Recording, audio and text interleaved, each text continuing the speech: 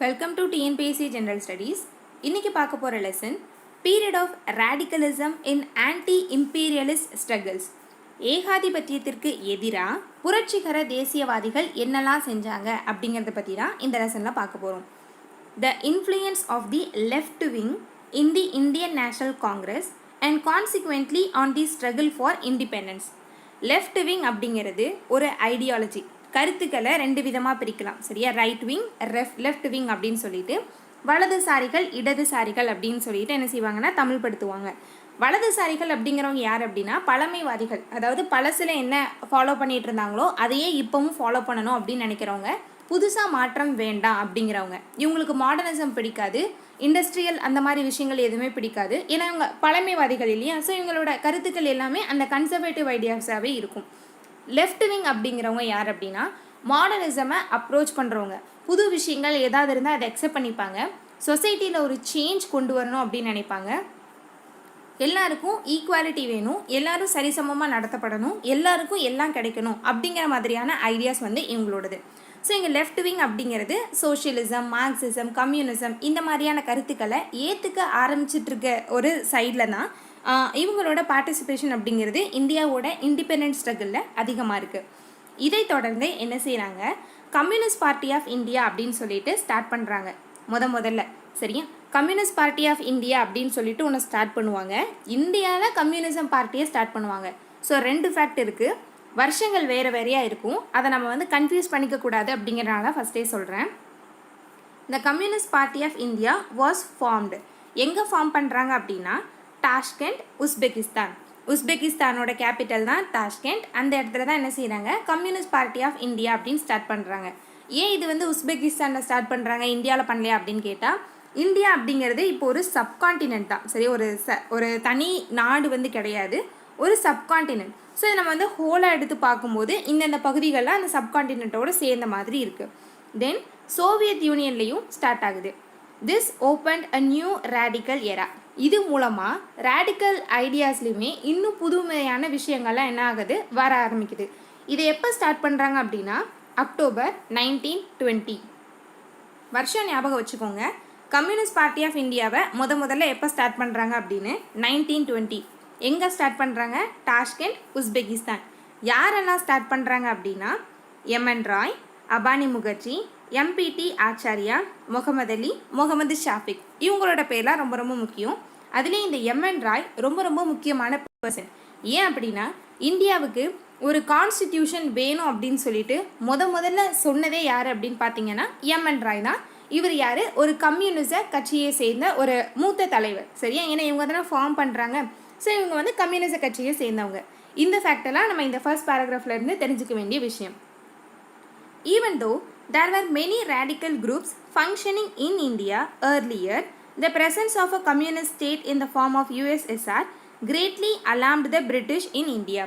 இதுக்கு முன்னாடி ரேடிக்கலிசம் இல்லையா? 1920களுக்கு அப்புறம் கம்யூனிசம் ஸ்டார்ட் ஆனதுக்கு அப்புறம் தான் இந்தியாவில் ரேடிக்கலிசம், அதாவது இந்த புரட்சிகரவாதம் அப்படிங்கிறது ஸ்டார்ட் ஆச்சு அப்படின்னு கேட்டால் கிடையாது. நம்ம இதுக்கு முன்னாடியே பார்த்தோம் இல்லையா, காதார் கட்சி பற்றி பார்த்துருந்தோம், காமகட்டமாறு இன்சிடெண்ட்லாம் நம்ம பார்த்துருந்தோம் இல்லையா. ஸோ இதுக்கு முன்னாடியும் ரேடிக்கலிசம் அப்படிங்கிறது இருந்துச்சு. அனுசீலன் சமிதி இவங்கெல்லாம் எப்படி பார்ட்டிசிபேட் பண்ணாங்க, அவங்களோட பார்ட்டிசிபேஷன் எப்படி இருந்துச்சுங்கிறத நம்ம ஏர்லியர் கிளாஸஸில் டிஸ்கஸ் பண்ணியிருந்தோம். ஸோ இருந்துச்சு. பட் இப்போ என்ன பிரச்சனை அப்படின்னா யூஎஸ்எஸ்ஆரில் தான் என்ன செஞ்சுட்டாங்க, இந்த போல்ஷெவிக் ரெவல்யூஷன் 1917 ரஷ்யன் ரெவல்யூஷன் நடந்துச்சு இல்லையா, அதுக்கப்புறம் உருவான கம்யூனிசம் இந்தியாவில் இருந்த பிரிட்டிஷை பயமுறுத்துச்சு. ஏன்னா பக்கத்து கண்ட்ரிஸ் இல்லையா. இன்னொன்று இப்போவுமே இதுக்கு முன்னாடியுமே இண்டிபெண்டன்ஸ்க்கு அப்புறமே இந்தியாவும் ரஷ்யாவும் ஒரு ஃப்ரெண்ட்லி கண்ட்ரிஸ் தான். ஏன்னா ஹிஸ்ட்ரியிலேருந்தே நமக்கு அந்த டை அப்படிங்கிறது இருக்குது. அந்த கருத்துக்கள் எல்லாம் இந்தியாவில் இருக்கக்கூடிய இளைஞர்களை வெகுவாகவே பாதிச்சுது. ஸோ இவங்களும் இந்த மாதிரி கொடி பிடிச்சிட்டு வந்துடுவாங்களோ, நம்மளை எதிர்த்து கேள்வி கேட்க ஆரம்பிச்சிடுவாங்களோ, நம்மளை ஓவர் த்ரோன் பண்ணிடுவாங்களோ அப்படிங்கிற அந்த த்ரெட்டு வந்து இருக்குது இல்லையா. ஸோ அதை வந்து பிரிட்டிஷை ரொம்பவே பயமுறுத்துச்சு. The first batch of radicals reached Peshawar on 3rd June 1921. எங்கேருந்து வராங்க, உஸ்பெகிஸ்தான்லேருந்து. ஏன்னா ரெண்டு இடத்துலையும் ஒரே டைமில் தான் ஸ்டார்ட் பண்ணுறாங்க இல்லையா. உஸ்பெகிஸ்தானில் Communist party of India start பண்ணுறாங்க, சோவியத் யூனியன்லேயும் கம்யூனிஸ்ட் பார்ட்டி ஆஃப் ரஷ்யா இல்லைனா யூஎஸ்எஸ்ஆர் ஸ்டார்ட் பண்ணியிருப்பாங்க. ஸோ அங்கேருந்து இந்த டீம் வந்து ஃபஸ்ட்டு பேட்ச் எங்கே வராங்க அப்படின்னு பார்த்தீங்கன்னா பெஷாவர் வராங்க. பெஷாவர் அப்படிங்கிறது ஒரு பிளேஸ், அது பாகிஸ்தானில் இருக்குது. 1921 பெஷாவருக்கு வராங்க. வந்தவங்க என்ன செய்கிறாங்க அப்படின்னா ஹோல்ட் பண்ண ட்ரை பண்ணுறாங்க. They were arrested immediately under the charges of being Bolshevik. அதாவது உலகத்தில் இருக்கக்கூடிய ஒரு முக்கியமான கருத்தை நீங்கள் எடுத்துகிட்டு வரீங்க, அது நம்ம நாட்டில் நடந்துட்டு இருக்கிற அட்மினிஸ்ட்ரேஷனுக்கு எதிரானது. இப்படி யார் சொல்கிறா? பிரிட்டிஷ் சொல்கிறாங்க. சரியா? ஸோ அது வந்து எதிரானது. நீங்கள் வந்து போல்ஷெவிக், நீங்கள் வந்து என்ன செய்கிறாங்க, ரஷ்யன் தாட்ஸை வந்து உள்ளே எடுத்துகிட்டு வரீங்க அப்படின்னு சொல்லிட்டு என்ன செய்கிறாங்க, அந்த டீமை அரெஸ்ட் பண்ணுறாங்க. ரஷ்யன் கம்யூனிஸ்ட் ஏஜென்ட் அப்படின்னு சொல்லிட்டு அவங்கள வந்து என்ன செய்கிறாங்கன்னா அரெஸ்ட் பண்ணுறாங்க. Coming to India to create troubles. இந்தியாவுக்கு நீங்கள் என்ன செய்ய போகிறீங்க, பாதகங்களை விளைவிக்கக்கூடியவங்க அப்படின்னு சொல்லிட்டு அவங்கள அரெஸ்ட் பண்ணுறாங்க. A series of 5 conspiracy cases were instituted against them between the years 1922 and 1927. அவங்க மேலே என்ன செய்கிறாங்க அப்படின்னா வரிசையாக 5 சதி வழக்குகள் கேஸை வந்து என்ன செய்கிறாங்க அப்படின்னா ஃபைல் பண்ணி அவங்கள ஜெயிலில் போட்டுறாங்க. The first of these was the Peshawar conspiracy case. அவங்கள என்ன செய்கிறாங்க அப்படின்னா நீங்கள் நாட்டுக்கு எதிராக சதி திட்டம் தீட்டுறீங்க அப்படின்னு சொல்லிட்டு என்ன செய்கிறாங்க, கைது செய்கிறாங்க. அதுதான் என்ன, சதி வழக்கு. சரி, கான்ஸ்பிரசி கேஸ் அப்படின்னு சொல்கிறாங்க. அதில் ஃபஸ்ட்டு கேஸ் என்னவா, பெஷாவர் கான்ஸ்பிரசி கேஸ். என்னங்க பெஷாவரில் வச்சு தானே அரெஸ்ட் பண்ணியிருக்காங்க. ஸோ ஃபஸ்ட் இன்சிடென்ட் இதான். 5 கான்ஸ்பிரசி கேஸ் இருக்குது. அதில் first Peshawar conspiracy case. This was followed by the Kanpur conspiracy case. ஏன்னா இது கான்பூரில் வச்சு நடந்திருக்கும். ஒரு டீம் ஆஃப் பீப்புளை வந்து அரெஸ்ட் பண்ணியிருப்பாங்க. நீங்கள்லாம் பீப்புளுக்கும் கவர்மெண்ட்டுக்கும் பாதிப்பை ஏற்படுத்துவீங்க அப்படிங்கிற பேரில் என்ன செஞ்சுருப்பாங்கன்னா அரெஸ்ட் பண்ணியிருப்பாங்க. In 1924 and the most famous Meerut conspiracy case. ரொம்ப ரொம்ப ஃபேமஸான ஒரு கேஸ். என்னென்ன அப்படிங்கிறத நம்ம உள்ள லெசனில் பார்க்கலாம். Meanwhile the communist party of India was formally founded on Indian soil in 1925 in Bombay. நம்ம பார்த்தோம் இல்லையா, கம்யூனிஸ்ட் பார்ட்டி ஆஃப் இந்தியா, இந்தியாவுக்கான கம்யூனிஸ்ட் கட்சியை 1920 தாஷ்கண்டில் ஸ்டார்ட் பண்ணிட்டாங்க. உஸ்பெக்கில் ஸ்டார்ட் பண்ணாங்கன்னு பார்த்தோம் இல்லையா. இந்தியாவில் எப்போ ஸ்டார்ட் பண்ணாங்க அப்படின்னு கேட்டிங்கன்னா 1925 பாம்பேயில். ஓகே, இங்கே இந்த இடத்துல 2 ஃபேக்ட் இருக்குது. கன்ஃபியூஸ் ஆகும், கண்டிப்பாக நம்ம கன்ஃபியூஸ் ஆகும். அதனால தான் அதையும் சேர்த்து சொல்லிட்டேன். இந்த கன்ஃபியூஷன்லாம் நமக்கு படிக்கும்போது வரவே வராது, எக்ஸாம் டைமில் தான் என்ன செய்யணும் வரும். ஸோ நம்ம அதுக்கு முன்னாடியே 2-3 தடவை இப்படி சொல்லியே படிச்சிட்டோம் அப்படின்னா கன்ஃபியூஷன்ஸ் இருக்காது. Various revolutionary groups were functioning then in British India adopting socialist ideas but were not communist parties. நிறைய ரெவல்யூஷனரி குரூப்ஸ் வந்து இந்தியாவில் இருக்குது. சரி, இந்த டைமில் இந்தியாவில் இருக்குது. அவங்க எல்லாருமே சோஷியலிச கருத்துக்களை ஏற்றுக்கிட்டவங்க, ஆனால் அது கம்யூனிச பார்ட்டி கிடையாது. சரியா, அதாவது ஒரு கொள்கை அப்படிங்கிறத ஒரு டீம் மட்டும்தான் ஃபாலோ பண்ணணும் அப்படின்னு கிடையாது. அது வெவ்வேறு வடிவங்களில் அவங்களுக்கு ஏற்ற மாதிரி மாற்றிக்கிட்டு ஃபார்மில் இருந்துட்டு தான் இருக்கும். சோஷியலிசத்துக்கும் கம்யூனிசத்துக்கும் என்ன வித்தியாசம் அப்படின்னு கேட்டிங்கன்னா, சோஷியலிசம் என்ன சொல்லும், ஒரு சொத்து இருக்குது. இப்போ இந்தியாவில் வந்து ஒரு புதுசாக ஒரு ஃபேக்ட்ரி கட்டுறாங்க, அது தேசிய உடைமை அப்படின்னு வச்சுக்கோங்களேன். அந்த சொத்துக்கு எல்லாருமே சொந்தக்காரங்க. சிட்டிசன் நம்ம இருக்கோம் இல்லையா, நம்ம எல்லாருமே அதோட சொந்தக்காரங்க. அந்த மாதிரி கம்யூனிசம் அப்படின்னா கண்ட்ரி தான் அந்த சொத்துக்கு சொந்தக்காரங்க அப்படிங்கிற மாதிரி. ரெண்டுமே பொது உடைமை கருத்துக்கள் தான். பட் அந்த அத்தாரிட்டி யார்கிட்ட இருக்குது அப்படின்னு பார்க்கும்போது, பீப்புள் கிட்ட இருக்கா, ஸ்டேட் கிட்ட இருக்கா அப்படின்னு பார்க்கும்போது அந்த சின்ன விஷயத்தில் மட்டும் தான் மாறுபடும். நம்ம இந்தியாவில் சோஷியலிஸ்ட் அப்படிங்கிறது ஃபஸ்ட்டு இருந்துச்சு. சரியா, நம்மளோட ப்ரியாம்பிள்லே படிப்போம் இல்லையா, சாவரன், சோஷியலிஸ்ட், டெமோக்ராட்டிக் ரிப்பப்ளிக் அப்படின்னு சொல்லிட்டு. ஸோ சோஷியலிச கருத்துக்கள் அப்படிங்கிறது இந்தியாவுக்கு ஏற்ற மாதிரியான ஒன்றா இருக்கும். ஏன்னா நம்மளோட கண்ட்ரியில் ப்ரைவேட் பீப்புளும் இருக்கிறாங்க, அவங்களோட அசட்டும் இருக்குது, அது கூட சோஷியலிசமும் இருக்குது. அப்படிங்கிறதுனால நம்மளோட சோஷியலிசம் அப்படிங்கிறது வேறு. அதாவது ஒரு ஐடியாவை நம்ம இப்படி தான் இருக்கும் அப்படின்னு சொல்லிட்டு ஃபிக்ஸ் பண்ண முடியாது. அவங்க அதை ஃபாலோ பண்ணுற பீப்புளுக்கு ஏற்ற மாதிரி, அதை ஃபாலோ பண்ணுற கண்ட்ரிக்கு ஏற்ற மாதிரி அதோட கருத்துக்கள் அப்படிங்கிறது மாறிக்கிட்டே இருக்கும். ஸோ இங்கேயும் சோஷியலிஸ்ட் ஐடியாஸை ஃபாலோ பண்ணுற பீப்புள் இருந்தாலும் கம்யூனிசம் அப்படிங்கிற பார்ட்டி வந்து அவங்கக்கிட்ட இல்லை. 2 revolutionaries, Bhagat Singh of the Hindustan Revolutionary Socialist Association and Kalpana Dutt of the Indian Republican Army that organized repeated raids on the Chittagong Armory in Bengal will be the focus of next section. இதை பற்றி டீட்டெயில்டாக பார்க்கலாம். The Karachi session of the INC and its famous resolutions especially on fundamental rights. இது எல்லாமே இந்த பாடத்தில் என்னென்ன விஷயங்கள் இருக்குது அப்படிங்கிறத இன்ட்ரொடக்ஷனில் கொடுத்துருக்காங்க. நம்ம 1 by 1 அதை டீட்டெயில்டாக பார்க்க போகிறோம். கராச்சியில் ஒரு இந்தியன் நேஷனல் காங்கிரஸ் செஷன் நடக்குது, வருடாந்திர மாநாடுகள் நடக்கும் இல்லையா, அது ரொம்ப ரொம்ப முக்கியமான விஷயம். அந்த இடத்துல தான் காந்தியடிகள் வந்து வரவேற்கப்பட்டிருக்க மாட்டாங்க. ஏன் அப்படிங்கிறத நம்ம கராச்சி செஷன் பார்க்கும்போது சொல்லலாம். இந்த கராச்சி செஷனில் ரொம்ப முக்கியமான விஷயம் என்ன அப்படின்னா, நம்மளோட இந்தியன்ஸ்க்கு ஃபண்டமெண்டல் ரைட்ஸும் டியூட்டியும் இருக்கணும் அப்படின்னு சொல்லிட்டு முதல்ல ஒரு ரெசல்யூஷன் பாஸ் பண்ணுறாங்க. ஸோ இது ஃபேமஸான ஒரு செஷன், ஒரு ஃபேக்ட்டும் கூட. கேட்கலாம் இல்லையா, ஃபண்டமெண்டல் ரைட்ஸும் டியூட்டிஸும் நமக்கு வேணும் அப்படிங்கிற ரெசல்யூஷன் எந்த காங்கிரஸ் மாநாட்டில் நிறைவேற்றப்பட்டது அப்படின்னு சொல்லிட்டு நமக்கு இங்கே தெரியும், கராச்சி மாநாடு. சரியா? The last two topics are about the worldwide economic depression, popularly known as Great Depression. Last lesson பார்க்கும்போதே நம்ம பார்த்துருந்தோம், 1930களில் உலக அளவில் ஒரு பெருமந்தம் வந்திருக்கும் அப்படின்னு சொல்லிட்டு. உலகத்தில் எந்த ஒரு பகுதியில் ஒரு எக்கனாமிக் டிப்ரெஷனோ இல்லை என்விரான்மெண்ட் பிரச்சனையோ வந்துச்சுன்னா கண்டிப்பாக அதையோடு தொடர்புடைய மற்ற உலக நாடுகளையும் அதை பாதிக்கும். அதனால தான் அமெரிக்காவோ ஏஷியாவோ யூரோப்போ என்ன செய்கிறாங்க, ஆஃப்ரிக்காவை பாதுகாக்கணும் அப்படின்னு நினைக்கிறாங்க. ஏன்னா ஏதாவது ஒரு இடத்துல கண்டிப்பாக ஆஃப்ரிக்கா பாதிக்கப்பட்டுச்சுன்னா மற்ற கண்ட்ரிஸோட எக்கனாமியும் கொலாப்ஸ் ஆகும். ஸோ இது வந்து கனெக்ட் ஆகிருக்கு இல்லையா, ஒருத்தர் பார்த்துக்கிட்டா தான் எல்லாரும் நல்லா இருக்க முடியும் அப்படின்னு சொல்லிட்டு. ஸோ இப்படி அமெரிக்காவில் ஒரு பெருமந்தம் வரும், அது உலக நாடுகள் எல்லாத்தையுமே பாதிச்சிருக்கும். அந்த உலக பெருமந்தம் அப்படிங்கிறத பற்றி அடுத்து பார்ப்போம். Impact on India and Tamil society and the industrial development registered in India in its aftermath. The Great Depression dealt a severe blow to the labor force and peasants, consequently influenced the struggle for independence in a significant way. எப்படி ஒரு இடத்துல ஏற்படுற பிரச்சனை எல்லா இடத்தையும் பாதிக்குதோ, சொசைட்டியில் அதாவது ஒரு கண்ட்ரியில் ஒரு ஸ்பேரில் வரக்கூடிய பிரச்சனை, அரசியல் ரீதியாக ஏதாவது பிரச்சனை அப்படின்னா கண்டிப்பாக அது சமூக ரீதியான பிரச்சனைகளையும் ஏற்படுத்தும், பொருளாதார ரீதியான பிரச்சனைகளையும் ஏற்படுத்தும். அதே மாதிரி எக்கனாமிக்கலாக ஏதாவது பிரச்சனைனாலும் அது அப்படியே என்ன செய்யும், சோஷியலாக பொலிட்டிக்கலாக வேறு எல்லா விதத்துலையும் என்ன செய்யும் அப்படின்னா பாதிப்புகளை ஏற்படுத்தும். ஏன்னா இது எல்லாமே இன்டர் கனெக்டட் இல்லையா. ஸோ இந்த மாதிரியான பிரச்சனைகள் என்னெல்லாம் வந்தது அப்படிங்கிறத இந்த லெசனோட லாஸ்ட்டில் கொடுத்துருக்காங்க. ஸோ இது இந்த லெசனுக்கான ஒரு இன்ட்ரடக்ஷன். என்ன அப்படிங்கிறத ஒன்றா பார்த்துடலாம். First, Kanpur conspiracy case. Peshawar conspiracy case அப்படிங்கிறது அதுதான். அங்கே வந்து நின்ன கம்யூனிஸ்ட் பார்ட்டியை சேர்ந்தவங்களை என்ன செஞ்சாங்க, நீங்கள் இந்தியாவுக்கு எதிராக, இந்தியாவில் நடைபெற்றுட்டு இருக்கிற பிரிட்டிஷ் அரசாங்கத்துக்கு எதிராக நீங்கள் என்ன செய்கிறீங்க, ரஷ்ய கருத்துக்களை உள்ளே கொண்டு வர பார்க்குறீங்க அப்படின்னு சொல்லிட்டு அவங்களை கைது பண்ணாங்க. அதுதான் ஃபர்ஸ்ட்டு பெஷாவர் கான்ஸ்பிரசி கேஸ். இப்போ ரெண்டாவது கான்பூர் கான்ஸ்பிரசி கேஸ். இயர் ரொம்ப ரொம்ப முக்கியம். எக்ஸாம் டைமில் பார்க்கும்போது இந்த மாதிரியான ஈவெண்ட்டுக்கு என்னென்னா இயர் தான் முக்கியம், காலக்கோடு நமக்கு தெரியணும் இல்லையா. ஸோ இது கேட்பாங்க, கான்பூர் கான்ஸ்பிரசி கேஸ் அப்படிங்கிறது எந்த ஆண்டில் நடந்துச்சு அப்படின்னு சொல்லிட்டு. சரியாக தவறான்னு கேட்குறது கூட நமக்கு நிறைய வாய்ப்புகள் இருக்குது. ஸோ அந்த ஃபேக்டில் நம்ம ஷுவராக இருக்கணும். இது எப்போ நடந்திருக்கு, 1924.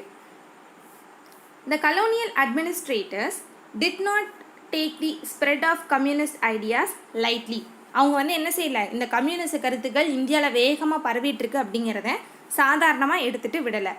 ரேடிக்கலிசம் spread across the British provinces. அப்படியே பரவுது. சரியா, அந்த பெஷாவர்லேருந்து உள்ள நுழைய இந்தியாவோட எல்லா பகுதிகளுக்கும் அது பரவுது. Bombay, Calcutta, Madras and industrial centres like Kanpur in United province. இப்போ இருக்கக்கூடிய உத்தரப்பிரதேசம் இல்லையா. ஸோ இது வந்து அன்றைய காலத்தில் எப்படி இருந்துச்சு, இது எல்லாம் சேர்ந்த மாதிரி சென்ட்ரல் ப்ராவின்சஸ் எல்லாம் சேர்ந்த மாதிரி இருந்த ஒரு பகுதி தான் யுனைடெட் ப்ராவின்ஸ். அங்கே கான்பூர் இருக்குது. இங்கேயும் நிறைய பாதிப்புகளை ஏற்படுத்துது. And cities like Lahore, where factories had come up quite early. As a result, trade unions emerged in the jute and cotton textile industries, the railway companies across the country, and among workers in the various municipal bodies.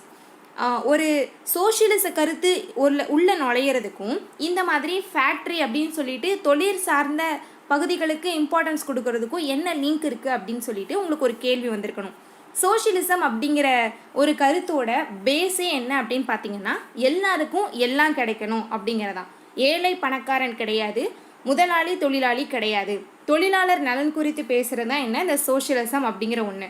So எந்த இடத்துலலாம் socialism பேசுகிறாங்களோ அந்த எல்லா இடத்துலையுமே trade union அப்படிங்கிற ஒரு வார்த்தை வந்துடும், industry factory வந்துடும், கேபிட்டலிசம் லேபர் வெல்ஃபேர் வந்துடும். இந்த மாதிரியான இன்டர்லிங்க்டு ஒரு வேர்ஷன் தான் என்ன இந்த சோஷியலிசம் பற்றி பேசும்போது வரும். சரியா.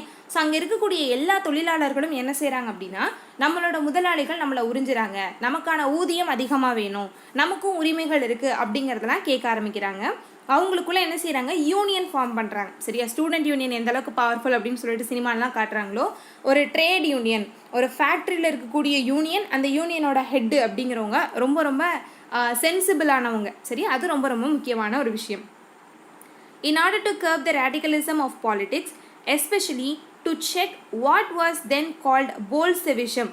Repressive measures were adopted by the British administration. Socialism தான் என்ன சொல்கிறாங்க அப்படின்னா போல்ஷெவிசம் அப்படின்னு சொல்கிறாங்க. ஏன்னா அந்த போல்ஷெவிக் ரெவல்யூஷனுக்கு அப்புறம் நடந்த ஈவெண்ட்ஸ் அப்படிங்கிறனால அந்த ஈவெண்ட்டோட பேரே இதுக்கு வச்சுருக்கிறாங்க.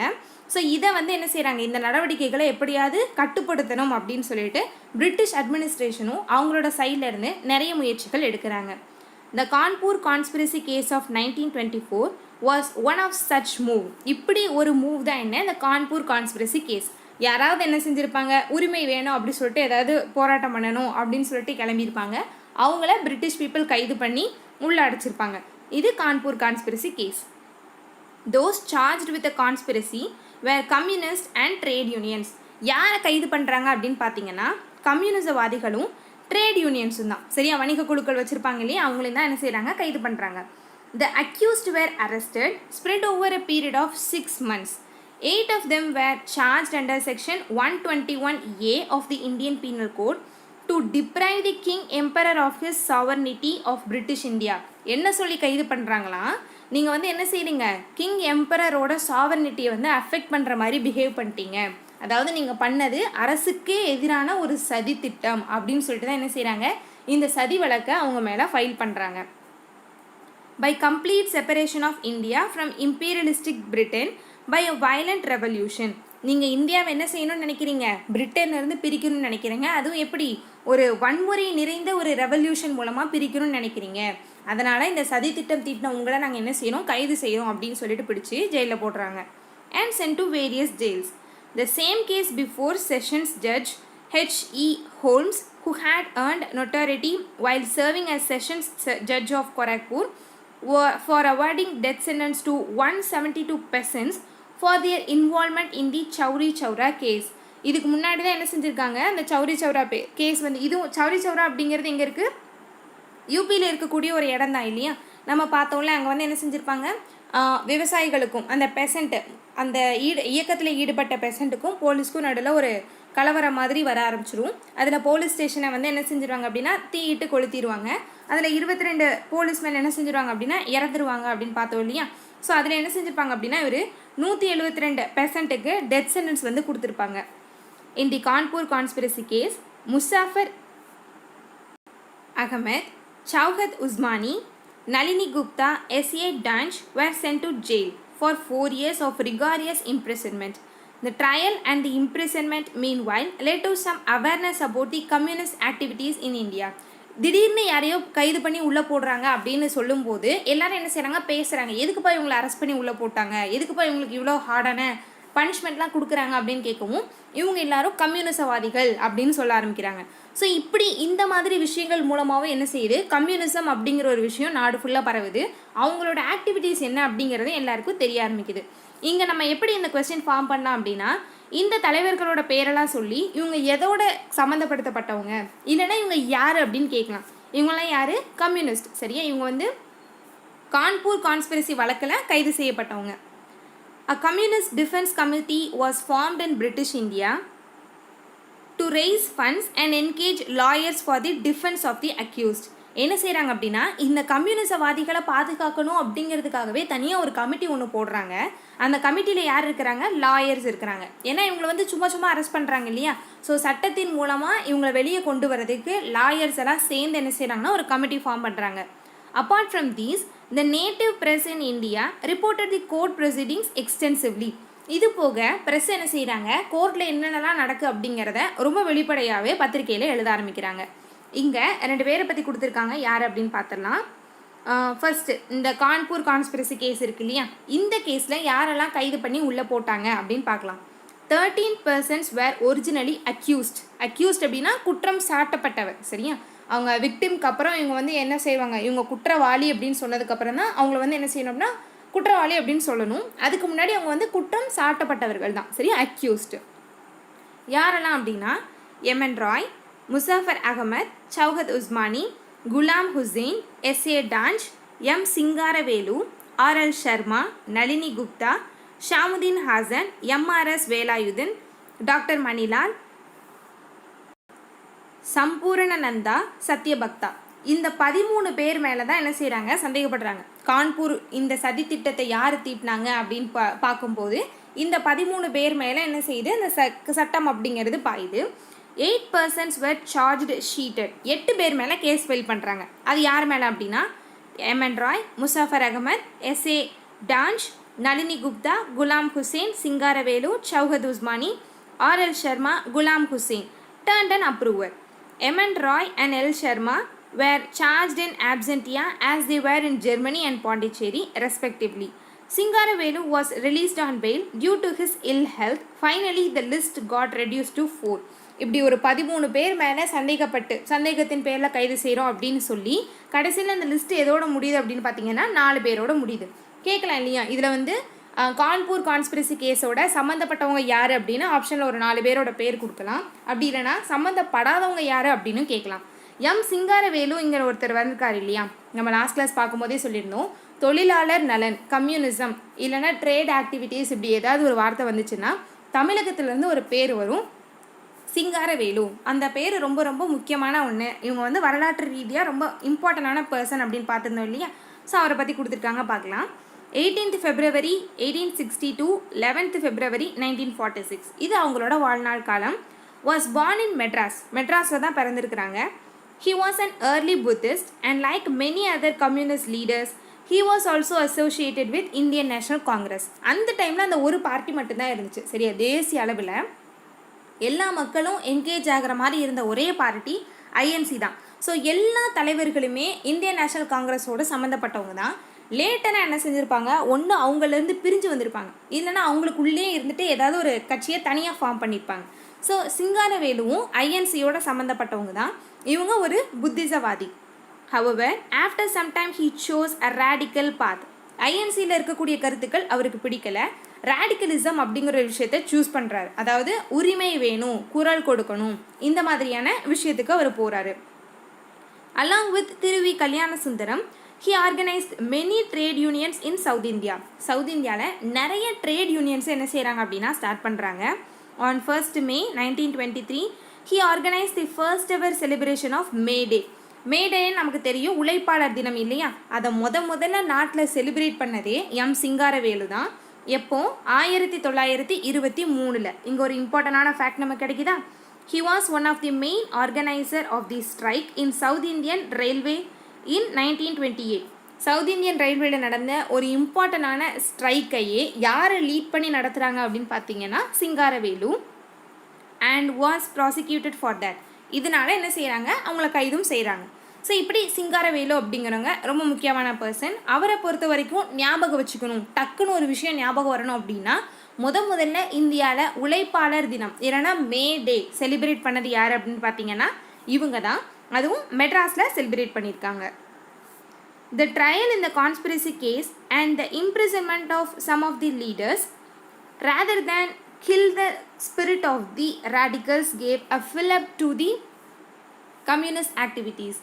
In December 1925, a communist conference of different communist groups from all over India was held. Singaravelu Chettiar from Tamil Nadu took part in the conference. It was from there that the Communist Party of India was established. என்ன செய்கிறாங்க அப்படின்னா, சும்மா அவங்கள கைது பண்ணி உள்ளே போடுறது மட்டும் அவங்களோட ஸ்பிரிட்டை குறைக்கல, சரி. அது இன்னும் அதிக அளவில் பேசப்பட்டு மக்கள் மத்தியில் ஃபேமஸ் ஆகிட்டு தான் வந்துட்டு இருந்துச்சு.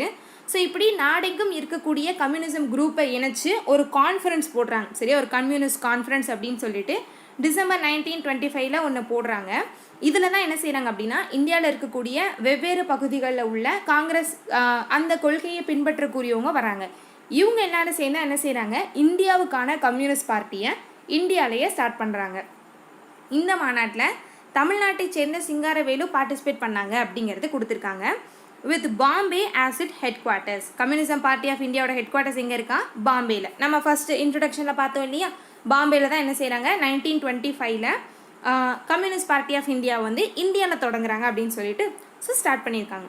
நம்ம 2 கேஸ் பார்த்தாச்சு. Peshawar conspiracy case 1921, Kanpur conspiracy case 1924 and the most famous Meerut conspiracy case 1929. என்ன அப்படிங்கிறத பார்க்கலாம். The Meerut conspiracy case of 1929 was perhaps the most famous of all the communist conspiracy cases instituted by the British government. Government British government போட்ட 5 சதி வழக்குகளே communist கட்சியினர் தான் இதெல்லாம் பண்ணுறாங்க, இதுக்காக தான் பண்ணுறாங்க அப்படின்னு சொல்லிட்டு அவங்க மேலே ஒரு வழக்கு பதிவு செய்கிறாங்க இல்லையா. அந்த 5 வழக்குகள்லையே ரொம்ப ஃபேமஸானது இந்த மீரட் கான்ஸ்பிரசி கேஸ், மீரட் சதி வழக்கு அப்படிங்கிறாங்க. ஏன் அப்படின்னு பார்க்கலாமா. The late 1920s witnessed a number of labor upsurges and this period of unrest extended into the decade of the Great Depression. இது என்ன செய்யுது இந்த டைமில், அதாவது இது வந்து ஒரு கண்டினியூஸ் ப்ராசஸ் சரியா. 1920களுக்கு அப்புறம் அதில் இருந்துமே என்ன செய்கிறாங்க, நிறைய தொழிலாளர் சார்ந்த போராட்டங்கள் வந்துக்கிட்டே இருக்குது. இது கடைசியில் என்ன செய்யுது அப்படின்னா ஒரு பீக்குக்கு போகுது உச்சத்தில். எப்போ அப்படின்னு பார்த்தீங்கன்னா great depression 1929 to 39.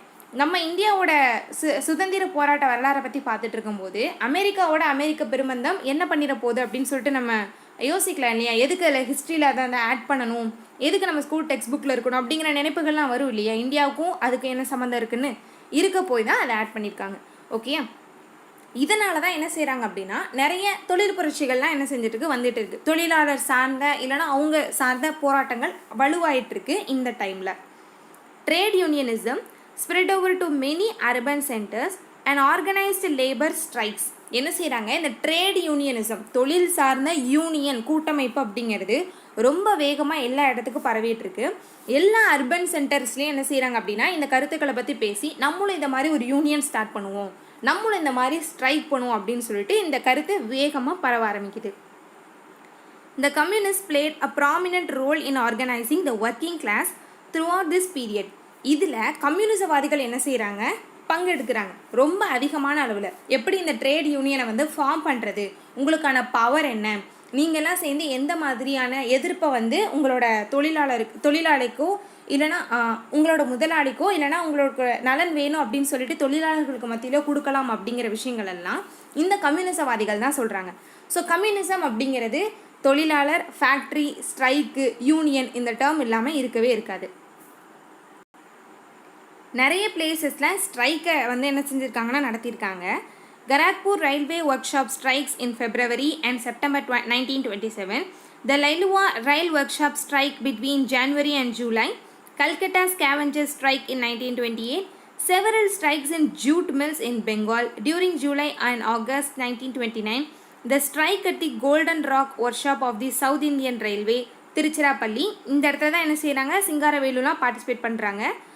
And textile workers strike in Bombay in April 1928 are some of these strikes that deserve mention. ரொம்ப குறிப்பிடத்தக்க ஸ்ட்ரைக்ஸை வந்து என்ன செஞ்சுருக்காங்கன்னா சொல்லியிருக்காங்க. அதாவது இந்தியாவோட எல்லா பகுதியிலுமே இந்த ஸ்ட்ரைக் அப்படிங்கிறது அட் அ டைமில் நடக்குது. எல்லா தொழில் சார்ந்த தொழிலாளர்களும் என்ன செய்கிறாங்க அப்படின்னா இந்த ஸ்ட்ரைக்கில் வந்து ஈடுபடுறாங்க. இதெல்லாம் பார்த்துட்டு கவர்மெண்ட் சும்மா இருப்பாங்க அப்படின்னு கேட்டிங்கன்னா கண்டிப்பாக கிடையாது. அவங்களோட சைட்லேருந்து ஆக்ஷன்ஸ் வருது. என்ன பண்ணுறாங்க, alarmed by this wave of strikes and the spread of communist activities, the British government brought 2 draconian acts. draconian அப்படிங்கிற அந்த டேர்ம் வந்து ரொம்ப கொடுமையான அப்படிங்கிற மாதிரியான விஷயங்களுக்கெல்லாம் யூஸ் பண்ணுவாங்க. 2 கொடுமையான சட்டங்கள் இல்லைனா அடக்குமுறைக்கு உள்ளாக்குற சட்டங்களை வந்து கொண்டு வராங்க. என்ன அப்படின்னு பார்த்தீங்கன்னா trade disputes act 1928, public safety bill 1928. இந்த ரெண்டுமே எதுக்காக தான் இருக்க போகுது, கவர்மெண்ட்டுக்கு எதிராக யாராவது ஸ்ட்ரைக் பண்ணிங்கன்னா அவங்களை உள்ளே பிடிச்சி போட்டுருவோம், உங்களுக்கு ட்ரையல் கிடையாது, உங்களுக்கு பனிஷ்மெண்ட் இப்படி அப்படின்னு சொல்லி பயங்காட்டுறதுக்காக தான். அந்த சட்டமும் அப்படி தான் இருக்க போகுது. These acts armed the government with powers to curtail civil liberties in general and suppress the trade union activities in particular. இந்த 2 சட்டங்களும் கவர்மெண்ட்டுக்கு ஒரு வலு கொடுக்குது. அவங்களால என்ன பண்ண முடியும் அப்படின்னா மக்கள்கிட்ட இருக்கக்கூடிய லிபர்ட்டியை வந்து பறிச்சுக்க முடியும். என்ன லிபர்ட்டி, நீங்கள் கூட்டம் கூடக்கூடாது, பேசக்கூடாது, எழுதக்கூடாது, எதுக்காக கவர்மெண்ட்டுக்கு எதிராக இந்த மாதிரி விஷயங்கள்லாம் பண்ணக்கூடாது. இதுதான் என்ன சிவில் லிபர்ட்டி இல்லையா, நமக்காக கொடுக்கறது. நம்ம 4 பேர் சேர்ந்து ஒரு இடத்துல நிற்கிறோம் அப்படின்னா அது நம்மளோட லிபர்ட்டி. நம்ம ஏதாவது ஒரு இஷ்யூ பற்றி பேசுகிறோம் அப்படின்னா அது நமக்கான சிவில் லிபர்ட்டி. ஸோ இந்த எல்லா லிபர்ட்டியுமே கவர்மெண்ட் பிடுங்கிக்குது. இதில் இன்னும் பர்டிகுலராக என்ன பண்ணுறாங்க, கூட்டம் கூடக்கூடாது அப்படிங்கிறதுல பர்டிகுலராக ட்ரேட் யூனியன் நீங்கள் வைக்கக்கூடாது அப்படின்னு சொல்லுவாங்க. The government was worried about the strong communist influence among the workers and peasants. But once இந்த கம்யூனிசம் டேஸ்ட்டை வந்து டேஸ்ட் பண்ணிட்டாங்க அப்படின்னா அவங்களால அதுலேருந்து பின்வாங்க முடியாது இல்லையா. என்னதான் இந்த மாதிரியான ஒரு சட்டத்திட்டங்கள் அடக்குமுறைகள்லாம் கொண்டு வந்தாலும் ஒர்க்கர்ஸ் கிட்டையும் பெசன்ஸ் கிட்டையும் இந்த கம்யூனிச ஐடியா அப்படிங்கிறது ரொம்ப ஸ்ட்ராங்காகவே பதிஞ்சிருச்சு. அதனால் கவர்மெண்ட்டால் ஒன்றும் பண்ண முடியல. எவ்வளோ சட்டங்கள் வந்தாலும் நடக்கக்கூடிய போராட்டங்களோ ஸ்ட்ரைக்கோ நடந்துகிட்டே தான் இருக்குது. Determined to wipe out the radical movement, the government resorted to several repressive measures. They arrested 32 leading activists of the Communist Party. என்ன செய்கிறாங்க, அவங்கள கொஞ்சம் பயங்காட்டி பார்ப்போம் அப்படிங்கிறதுக்காக 32 முக்கியமான கம்யூனிஸ்ட் கட்சியை சேர்ந்த தலைவர்களை கைது செய்கிறாங்க. From different parts of India, எல்லா இடத்துல இருந்தும், பாம்பே, கல்கட்டா, பஞ்சாப், பூனா, யுனைடெட் ப்ராவின்ஸ் அப்படின்னு சொல்லிட்டு எல்லா பகுதிகளில் இருந்தும் கம்யூனிஸ்ட் தலைவர்களை கைது செய்கிறாங்க. Most of them were trade union activities, though not all of them were members of the Communist Party of India. அவங்க எல்லாருமே கம்யூனிஸ்ட் கட்சியை சேர்ந்தவங்களாக இருக்கணும் அப்படிங்கிற அவசியம் இல்லை. பட் அவங்க என்ன செய்கிறாங்க அப்படின்னா ட்ரேட் யூனியன் ஆக்டிவிட்டீஸாக இருக்கிறாங்க. At least 8 of them belong to the Indian National Congress. இதில் இன்னொன்று என்ன அப்படின்னா இவங்க எல்லாருமே இந்தியன் நேஷனல் காங்கிரஸோட ரூட் இருக்கிறவங்களாகவும் இருக்கிறாங்க. The arrested also included 3 British communists, Philip Saprat, Ben Bradley and Lester Hutchinson. இதில் இந்தியாவை சேர்ந்தவங்க தான் இருக்கணும் அப்படிங்கிறதும் கிடையாது, யூரோப்பியன்ஸும் இருக்கிறாங்க. சில நமக்கும் சப்போர்ட் பண்ணுவாங்க இல்லையா, அன்னி பெசன்ட் மாதிரி, அவங்கெல்லாம் இந்தியனே கிடையாது, பட் வெளியிலேருந்து உள்ளே வந்து நமக்கு கொடுத்த சப்போர்ட் தான். இருந்தாலும் அவங்க பிரிட்டிஷ் கிடையாது இல்லையா, அவங்க வந்து ஒரு ஐரிஷ் லேடி. அதே மாதிரி இந்த இடத்துல என்ன செய்கிறாங்க அப்படின்னா 3 பேர் என்ன செய்கிறாங்க, பிரிட்டிஷ் கம்யூனிஸ்டை சேர்ந்தவங்க வந்து இவங்களுக்கு ஹெல்ப் பண்ணுறாங்க. ஸோ இந்த இடத்துல நேஷனலிசம் அப்படிங்கிறத தாண்டி கம்யூனிசம் அப்படிங்கிற ஒரு விஷயம் பீப்புளை வந்து என்ன செஞ்சிட்ருக்கு, யுனைட் பண்ணிகிட்ருக்கு. உன்னோட கருத்தும் என்னோட கருத்தும் ஒன்று தான், நீ கேட்குற விஷயமும் நான் கேட்குற விஷயமும் ஒன்று தான், அப்போ நீயும் நானும் ஒன்று தான் சொல்லிட்டு என்ன செய்கிறாங்க, இந்தியாவும் பிரிட்டிஷும் சேர்ந்து ஒரு கொலாபரேஷனில் கம்யூனிசம் அப்படிங்கிறது போயிட்டுருக்கு. who had been sent by the Communist Party of Great Britain to help build the party in India. பிரிட்டன்லேருந்தே என்ன செஞ்சுருக்காங்க, கம்யூனிஸ்ட் கட்சியை சேர்ந்தவங்க அனுப்பி வச்சு இந்தியாவில் கம்யூனிசம் பரவறதுக்கு ஹெல்ப் பண்ணுங்க அப்படின்னு அனுப்பியிருக்காங்க. Like those arrested in the Kanpur conspiracy case, they were charged under section 124A of the Indian Penal Code. இவங்களும் இதே சட்டத்துக்கு கீழே தான் என்ன செய்கிறாங்க அப்படின்னா கைது செய்யப்படுறாங்க. All the 32 leaders were arrested, brought to Meerut in United Province then and jailed. A good deal of documents that the colonial administration described as subversive material like books, letters and pamphlets were seized and produced as evidence against the accused. கோர்ட்டில் proceed பண்ணணும் இல்லையா, இவங்க என்ன தப்பு பண்ணாங்க, எதுக்காக நீங்கள் கைது பண்ணியிருக்கீங்க அப்படின்னு கேட்கும்போது அவங்க கையில் இருந்த புத்தகங்கள், துண்டுச்சீட்டுகள் எல்லாத்தையுமே கொடுத்து இந்த மாதிரி எழுத்து மூலமாக அரசாங்கத்துக்கு எதிராக என்ன செய்கிறாங்க, கருத்துக்களை பரப்புகிறாங்க, இந்த காரணத்துக்காக தான் நாங்கள் இவங்களை கைது செஞ்சோம் அப்படின்னு சொல்லிட்டு எவிடன்ஸை ப்ரொடியூஸ் பண்ணுறாங்க. The British government conceived of conducting the trial in Meerut and not, for instance, in Bombay, from where a large chunk of the accused hailed, so they could get away with the obligations of a jury trial. They feared a jury trial could create sympathy for the accused. அவங்க வந்து என்ன செய்ய மாட்டேங்கிறாங்க அப்படின்னா ட்ரையலே வைக்க மாட்டேங்கிறாங்களாம். ஏன் அப்படின்னா trial வச்சோம் அப்படின்னா அவங்கக்கிட்ட இருக்கக்கூடிய பாயிண்ட்ஸ் நம்ம கேட்டுருவாங்க இல்லையா, ஸோ அவங்க பக்கம் நியாயம் இருக்குது அப்படிங்கிற விஷயம் வெளியே வந்துடும், அவங்க சிம்பத்தி காட்டிடுவாங்க. ஸோ அதனால் வேண்டாம் அப்படின்னு சொல்லிட்டு ட்ரையலே இல்லாமல் என்ன செய்கிறாங்க, கைது பண்ணி, விசாரணையே இல்லாமல் கைது பண்ணி உள்ளே போடுறாங்க. Trial and punishment. Meanwhile, a national Meerut prisoners defense committee was formed to coordinate defense in the case. So இந்த மாதிரி கைது செய்து போடும்போது கம்யூனிஸ்ட் கட்சியை சேர்ந்தவங்க என்ன செய்கிறாங்க அப்படின்னா இவங்களை காப்பாற்றணும் அப்படிங்கிறதுக்காக லாயர்ஸோடு வராங்க. சட்டத்தின் மூலமாக தான் என்ன செய்கிறாங்க, அணுகிறாங்க. லாயர்ஸ் மூலமாக டிஃபெண்ட் பண்ணணும் அப்படிங்கிறதுக்காக வராங்க. Famous Indian lawyers like H.F. Nariman and M.C. Chagla appeared in the court on behalf of the accused. குற்றம் சாட்டப்பட்டவர்களை கைது செய்திருக்காங்க இல்லையா, அவங்களோட தரப்பில் வாதாடுறதுக்காக இந்த 2 ஃபேமஸான இந்தியன் லாயர்ஸும் போகிறாங்க. Even national leaders like Gandhi and Jawaharlal Nehru visited the accused in jail. இப்படி கைது செய்து உள்ள ஜெயில் அடைச்சிருக்காங்க இல்லையா, அவங்கள பார்க்குறதுக்காக காந்தி, நேரு கூட போயிருக்காங்களாம். All these show the importance of the case in the history of our freedom struggle. இந்த மாதிரியான விஷயங்கள்லாம் நமக்கு எதை காட்டுது, இந்த மீரட் சதி வழக்கு அப்படிங்கிறது ஹிஸ்டாரிக்கலாக ரொம்ப இம்பார்ட்டண்டான ஈவெண்ட் அப்படிங்கிறத சொல்லுது. The sessions court in Meerut awarded stringent sentences on 16th January 1933, 4 years after the arrest in 1929. 27 were convicted and sentenced to various duration of transportation. என்ன செய்கிறாங்க, இங்கே கைது பண்ணி 4 வருஷமாக விசாரணையிலே ஜெயிலில் தான் இருக்கிறாங்க. அதுக்கப்புறம் ஜெயில் டேர்ம் இருக்குது. ஸோ எந்த அளவுக்கு அவங்கள வந்து ஆக்டிவாக இருக்காமல் பார்த்துருக்காங்க அப்படிங்கிறத நினச்சிக்கோங்க. During the trial, the communists made use of their defense as a platform for propaganda by making political statements. என்ன செய்கிறாங்க, விசாரிக்கும் போது அதுக்கான சான்ஸ் கிடைச்சா விசாரிக்கும் போதும் அவங்களோட கருத்துக்களை சொல்கிறதுக்கான ஒரு பிளாட்ஃபார்மாக தான் அதை பயன்படுத்திக்கிறாங்க. They were reported widely in the newspapers and thus lakhs of people came to know about the communist ideology and communist activities in India.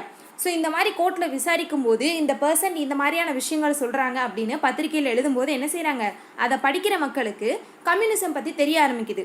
இந்த மாதிரிலாம் விஷயங்கள் இருக்கா, இந்த மாதிரியெல்லாம் தலைவர்கள் இருக்கிறாங்களா, ஸோ நமக்கு அந்த உரிமை இருக்குது, நம்மளும் கேட்கலாமே, நான் இந்த மாதிரி தானே பாதிக்கப்பட்டிருக்கேன் அப்படின்னு சொல்லிட்டு பீப்புள் மத்தியில் என்னது ஒரு அவேர்னஸ் அப்படிங்கிறது வர ஆரம்பிக்குது. கம்யூனிசம் இன்னும் அதிகமான அளவில் ஸ்ப்ரெட் ஆகுது. There were agitation against the conviction that 3 British nationals were also accused in the case. The case became known internationally too. So இந்த கேஸில் 3 பிரிட்டிஷ் நேஷனல்ஸும் இன்வால்வ் ஆயிருக்காங்க இல்லையா.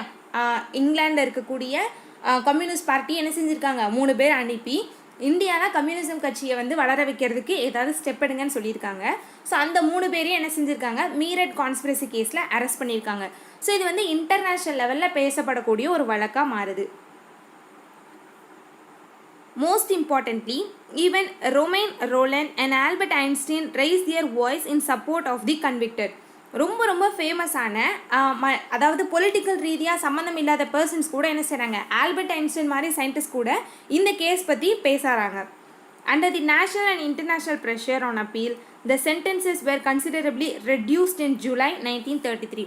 ஸோ இப்படி எல்லா இடத்துலேருந்தும் இவங்களுக்கான குரல் வருது அப்படிங்கும்போது என்ன செய்கிறாங்கன்னா, அவங்களோட தண்டனை காலம் அப்படிங்கிறத வேறு வழியே இல்லாமல் குறைக்கிறாங்க. ஏன்னா அதிகமாக வச்சா கண்டிப்பாக என்ன செய்வாங்க அப்படின்னா எல்லாருமே கேள்வி கேட்பாங்க இல்லையா. இன்னொன்று இவங்க வந்து வயலன்ஸில் ஈடுபடலை, வேறு ஏதாவது விஷயங்களை கேட்கல, எங்களுக்கான உரிமையை கொடுங்கன்னு தான் கேட்குறாங்க. ஸோ உரிமையை கொடுங்க அப்படின்னு கேட்குறவங்க கிட்ட அடக்குமுறையை வந்து உள் செலுத்துறது அப்படிங்கிறது ரொம்ப தவறான விஷயம். அதை பிரிட்டிஷ் செஞ்சாங்க அப்படின்னா அந்த டைமில் கண்டிப்பாக உலகத்தில் இருக்கக்கூடிய எல்லா எதிர்ப்புகளுமே அவங்களுக்கு வந்திருக்கும். ஸோ இது எல்லாத்தையும் பார்த்துட்டு இந்த சிச்சுவேஷன் எப்படியாவது ஈஸ் பண்ணணும் அப்படின்னு சொல்லிட்டு என்ன செய்கிறாங்கன்னா, இதை பெருசாக வெடிக்க விடாமல் குறைச்சிடலாம் அப்படின்னு சொல்லிட்டு தண்டனை காலத்தை குறைச்சிட்றாங்க. ஸோ இப்படி ஸ்ட்ரைக்கு, கம்யூனிசம், ட்ரேடு இந்த மாதிரியான விஷயங்கள்லாம் போயிட்டுருக்கு. இப்போ அகெயின் இன்னொரு சைடில் ஒரு விஷயம் நடக்குது, பார்க்கலாம். பகத்சிங் அண்ட் கல்பனா தத் இவங்க 2 பேருமே ரொம்ப ஃபேமஸான ரெவல்யூஷனரி ஆக்டிவிட்டீஸ். பகத்சிங்ஸ் பேக்ரவுண்ட் நமக்கு பகத்சிங் வச்சு ஓரளவுக்கு தெரியும், ஏன்னா அதுக்கு முன்னாடி நிறைய பார்த்துருக்கோம் இல்லையா. ஸோ இப்போ ஒரு டீட்டெயில்டு ஒரு இதை பார்க்கலாம். Bhagat Singh represented a distinct strand of nationalism. His radical stand complemented in a unique way to the overall ideals of the freedom movement. Bhagat Singh வந்து ரொம்ப வித்தியாசமான ஒரு பர்சன். சரி, அவங்க என்னதான் வயலன்ஸை கையில் எடுத்திருந்தாலும் எல்லா விதமான கருத்துக்களும் ஏற்றுக்கிட்டு பிஹேவ் பண்ண ஒரு பர்சன் தான். ஃபைனலாக என்ன செய்கிறாங்க, வயலன்ஸ் தான் அப்படிங்கிறத எடுத்துட்டாங்க. ரொம்ப சின்ன வயசுலேயே பிரிட்டிஷோட அடக்குமுறைகள் வந்து இவங்களை ரொம்ப பாதிச்சிருக்கும். அண்ட் இவங்களோட ஃபேமிலி மெம்பர்ஸும் என்ன செய்கிறாங்க அப்படின்னா ஃப்ரீடம் ஃபைட்டர்ஸாக இருக்கிறாங்க. இது சிறு வயதுலேருந்தே பகத்சிங்கை ரொம்ப பாதிச்சனால இவங்களும் என்ன செய்கிறாங்க அப்படின்னா நேஷனலோட ஃப்ரீடம் மூமெண்ட்டில் ஈடுபடுறாங்க. ரொம்ப இம்பார்ட்டண்டான ஒரு ஃபேக்ட், ஒய் ஐ ஆம் அன் ஏத்திஸ்ட், நான் ஏன் நார்த்திகனானேன் அப்படின்னு ஒரு எஸ்ஸே எழுதியிருப்பாங்க. அது ஒரு புக்கு அப்படின்னு சொல்லுவாங்க, பட் அதில் ரொம்ப கம்மியான பேஜஸ் தான் இருக்கும். நம்ம எஸ்ஸே அப்படின்னு கன்சிடர் பண்ணிக்கலாம்.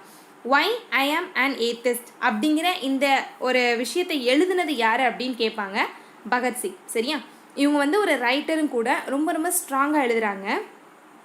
ஐ began to study my previous faith and convictions underwent a remarkable modification. The romance of the violent methods alone, which was so prominent among our predecessors, was replaced by serious ideas. No more mysticism, no more blind faith. Realism became our cult. Use of force justifiable when resorted to as a matter of terrible necessity. Non-violence as a policy indispensable for all mass movements. So much about methods. The most important thing was the clear conception of the ideal for which we were to fight. From Bhagat Singh's Why I Am an Atheist. Bhagat Singh என்ன சொல்கிறாங்க, நான் வந்து படிக்க ஆரம்பிக்கிறேன், எனக்கு நிறைய விஷயங்கள் தெரிய ஆரம்பிக்குது, நம்மளோட முன்னோர்கள் என்ன மாதிரியான விஷயங்களை கையாண்டாங்க, அவங்களோட கருத்துக்கள் என்ன அப்படிங்கிறது எல்லாருமே எனக்கு தெரிய வருது. அதில் வன்முறை ரீதியாக அந்த ரெவல்யூஷன் வயலன்ஸ் இருக்குது இல்லையா, ஸோ அது என்னை இன்னும் அதிகமாக இருக்குது. நான் அதனால தான் அந்த பார்த்து சூஸ் பண்ணுறேன். அகிம்சை அப்படிங்கிறது வெகுஜன மக்களோட கருத்தாக இருக்கலாம், ஆனால் ஒரு கட்டத்தில் எந்த நடவடிக்கையுமே எடுக்க முடியல. அப்படிங்கும்போது வன்முறை தான் அந்த இடத்துல என்ன செய்யுது அப்படின்னா ரீப்ளேஸ்மெண்ட்டாக வந்து நிற்கிது அப்படின்னு சொல்லிட்டு அவங்க சொல்லியிருக்காங்க. இந்த இடத்துல அவர் வந்து வயலன்ஸை வந்து ஜஸ்டிஃபை பண்ணலை. நான் வந்து என்ன செய்கிறேன், எனக்கு வேறு வழியே இல்லை அப்படிங்கும்போது நான் இந்த வழியை வந்து நான் எடுக்கிறேன் அப்படின்னு சொல்லிட்டு பகத்சிங் சொல்கிறாங்க. நம்ம பார்த்தோம் இல்லையா, இவர் வந்து எல்லா விதமான கருத்துக்களையும் உள்வாங்கிட்டு அதில் என்ன எனக்கு வந்து என்ன எது ஈர்க்குதோ அதெல்லாம் ஃபாலோ பண்ணுவேன் அப்படிங்கிற மாதிரியான ஒரு பர்சன் தான். ஸோ பகத்சிங் பற்றி கொஞ்சம் பார்க்கலாம். Bhagat Singh was born to Kishan Singh and Vidyavati Kaur on 20th September 1907 in Jaranwala, Lailapur district, Punjab. இப்போ இருக்கக்கூடிய பாகிஸ்தான் இருக்கு இல்லையா, பஞ்சாப் பாகிஸ்தான் பகுதியில் தான் பிறக்கிறாங்க. அவங்களோட அப்பா கிஷான் சிங், அம்மா வித்யாவதி கவுர். இவங்க என்ன செய்கிறாங்க அப்படின்னா ஃபேமிலியே ஒரு ரொம்ப மாடர்னைஸ்டு, அவங்களோட ஐடியாஸ் வந்து ரொம்ப கிரேட்டாக இருக்குது. சரியா, his father was a liberal and his family was a family of freedom fighters. இவங்க குடும்பத்திலிருந்து நிறைய பேர் என்ன செஞ்சுருக்காங்க அப்படின்னா இந்தியாவோட விடுதலைக்காக ஃபைட் பண்ணியிருக்கிறாங்க. நமக்கு அஜித் சிங் பற்றி தெரியும் இல்லையா, அவங்கெல்லாம் இவங்களோட ஃபேமிலியிலேருந்து வந்தவங்க தான். இந்த ஜாலியன் வாலாபாக் மாசேக்கர் எப்போ பிறந்துக்கிறாங்க, 1907. சரியா, ஜாலியன் வாலாபாக் மாசேக்கர் எப்போ நடக்குது, 1919. அப்போ எவ்வளோ சின்ன பையன் அப்படிங்கிறது நமக்கு தெரியும். Bhagat Singh was 14 years. Early in his youth, he was associated with the Naujawan Bharat Sabha and the Hindustan Republican Association. இந்த ஜாலியன் வாலாபாக் மாசேக்கர் அவங்கள வந்து ரொம்ப பாதிச்சிருக்கும். இதுக்கப்புறம் தான் என்ன செஞ்சுருப்பாங்க, நம்ம ஏதாவது செய்யணும் அப்படிங்கிற அந்த அந்த அது வந்து எப்படி செய்யுது அப்படின்னா கோவமாக மாறுது. சரி, மேபி இது கூட என்ன செஞ்சுருக்கலாம், வயலன்ஸில் கொண்டு போய் அவங்கள விட்டுருக்கலாம். ஸோ சின்ன வயசுலேருந்தே அவங்களால என்னென்ன முடியுமோ அது எல்லாத்தையுமே பண்ணுறாங்க. நிறைய ஆக்டிவிட்டீஸில் அவங்க வந்து ஈடுபடுத்திக்கிறாங்க. நவ்ஜஹான் பாரத் சபா அப்படிங்கிறது இவங்க ஸ்டார்ட் பண்ணதான். ஹிந்துஸ்தான் ரிப்பப்ளிகன் அசோசியேஷன் இந்த மாதிரியான இயக்கங்களில் தன்னை ஈடுபடுத்திக்கிட்டு இந்தியாவோட விடுதலை போராட்டத்தில் அவங்களோட பங்கை கொடுக்குறாங்க. த லேட்டர் ஆர்கனைசேஷன், இதுக்கப்புறம் இந்த மாதிரி சின்ன சின்ன லெவலில் பண்ணிகிட்டு இருக்கும்போது வேறு பெரிய தலைவர்களோடு சேர்ந்துட்டு பெரிய குரூப்பில் சேர்ந்து செயல்படுறாரு. Later organisation was founded by Sachin Sanyal, ஜோகேஷ் Chatterjee. It was reorganized subsequently in September 1928 as the Hindustan Socialist Republican Association. இதே தான் பேர் மாற்றம் அடையுது. சரியா, ஹிந்துஸ்தான் ரிப்பப்ளிகன் அசோசியேஷன் அப்படிங்கிறது சோஷியலிஸ்ட் அசோசியேஷன் அப்படின்னு மாறுது. இது எல்லாமே கம்யூனிசத்தோட தாக்கத்தை நம்ம என்ன செய்ய முடியும், இங்கே பார்க்க முடியும். By Bhagat Singh and his comrades.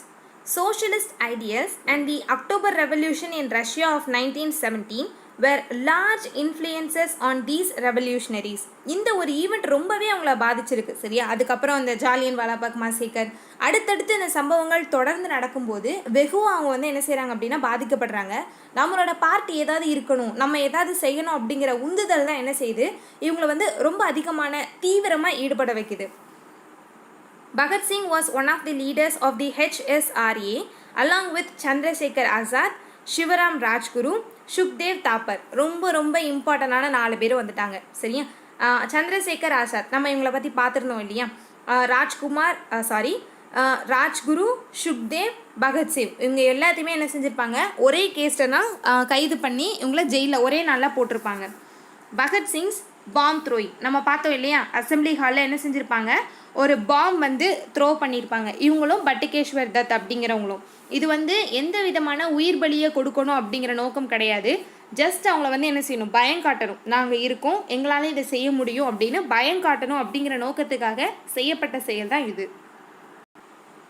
The image that comes to our mind at the very mention of Bhagat Singh's name is that of the bomb he threw in the Central Legislative Assembly on April 8, 1929. The bombs did not kill anybody. It was intended as a demonstrative action. Just உங்களை பயமுறுத்துறதுக்கான ஒரு action தான். An act of protest against the draconian laws of the British. நிறைய அடக்குமுறை சட்டங்கள்லாம் கொண்டு வராங்க இல்லையா, 1928 தான் அந்த 2 சட்டங்களையுமே எடுத்துறாங்க. இந்த ஈவெண்ட் நடந்தது 1929. ஸோ இந்த 2 டிராக்கோனியன் ஆக்டை எதிர்த்து தான் இந்த பாம் அப்படிங்கிறத வீசியிருக்காங்க அப்படின்னு சொல்கிறாங்க. They chose the day on which the Trade Disputes Bill and anti-labor legislation was introduced in the Assembly Hall. எதுக்கு இந்த ஏப்ரல் 8 சூஸ் பண்ணியிருக்காங்க அப்படின்னா இந்த நாளில் தான் அந்த 2 டிராக்கோனியன் ஆக்டையுமே இந்த நாளில் தான் என்ன செய்கிறாங்க அப்படின்னா பாஸ் பண்ணுறாங்க. Trade disputes bill an anti-labor legislation. So இதை எதிர்க்கும் விதமாக இது வந்து நீங்கள் போட்டிங்க இதை செயல்படுத்துறீங்க அப்படின்னா உங்களுக்கு எதிர்ப்பு இருக்குது அப்படிங்கிறத காமிக்கிற விதமாக தான் என்ன செஞ்சுருக்காங்க இந்த பாம் வந்து வீசியிருக்கிறாங்க. லாகூர் conspiracy case. Bhagat Singh along with Rajguru, Shukdev, Jatindranath Das and 21 others were arrested and tried for the murder of Saunders. Saunders case நமக்கு தெரியும் இல்லையா, என்ன செஞ்சுருக்காங்க, லாலா லஜபதி ராய் வந்து அவரோட மரணத்துக்கு இவங்க காரணம் அப்படிங்கிறனால சாண்டர்ஸை வந்து என்ன செய்வாங்க, ஷூட் பண்ணி கொண்டுருவாங்க. ஸோ இந்த கேஸில் சம்மந்தப்பட்ட எல்லாத்தையும் என்ன செஞ்சுருக்காங்க, கைது செய்கிறாங்க. As the case was known as the second லாகூர் கான்ஸ்பிரசி கேஸ். ஒரே இடத்துல 2-3 கேஸ் வரும்போது அதை ஃபஸ்ட்டு செகண்ட் அப்படின்னு சொல்லுவாங்க. லாகூர் அப்படிங்கிற பிளேஸில் ஆல்ரெடி ஒரு கான்ஸ்பிரசி கேஸ் இருக்குது. ஸோ இது என்ன செய்கிறாங்க அப்படின்னா செகண்ட் லாகூர் கான்ஸ்பிரசி கேஸ் அப்படின்னு சொல்கிறாங்க. இந்த செகண்ட் லாகூர் கான்ஸ்பிரசி கேஸில் தான் பகத்சிங் ஈடுபடுறாங்க. அந்த கேஸ் அப்படிங்கிறது சாண்டர்ஸை கொன்னதுக்கான ஒரு வழக்கு. Jatindranath Das died in the jail after 64 days of hunger strike. Jatindranath Das என்ன செய்கிறாங்க அப்படின்னா ஜெயிலே இறந்துடுறாங்க. ஒரு 64 நாட்கள் வந்து சாப்பிடாமல் இருந்து என்ன செய்கிறாங்கன்னா இறந்துடுறாங்க. Against the discriminatory practices and poor conditions in jail. The verdict in the bomb throwing case had been suspended until the trial of Lahore conspiracy trials was over. இப்போ அடுத்தடுத்த வழக்குகள் என்ன செய்யுது, ஒருத்தர் மேலே சுமத்தப்படும் போது ஃபஸ்ட்டு கேஸை வந்து என்ன செஞ்சுக்கலாம், விசாரிச்சுக்கலாம். அப்புறம் இந்த பாம் த்ரோயிங் கேஸை பார்க்கலாம் அப்படின்னு சொல்லிட்டு வராங்க. ஸோ இப்போ கரண்ட்டில் என்ன கேஸ் போயிட்டுருக்கு அப்படின்னா லாகூர் கான்ஸ்பிரசி கேஸ், சாண்டர்ஸை கொன்னதுக்கான வழக்கு. It was in this case that Bhagat Singh, Rajguru, Shukdev were sentenced to death on 7th October 1930. So இதனால தான் என்ன செஞ்சுருக்காங்க அப்படின்னா அவங்க 3 பேருக்கும் மரண தண்டனை கொடுக்குறாங்க. A letter from them to the governor of Punjab shows their courage and their optimism over the future of India even while facing death for the cause of freedom of their country. இவங்க வந்து என்ன செய்கிறாங்க, பஞ்சாபில் இருக்கக்கூடிய கவர்னருக்கு ஒரு letter கொடுக்குறாங்க.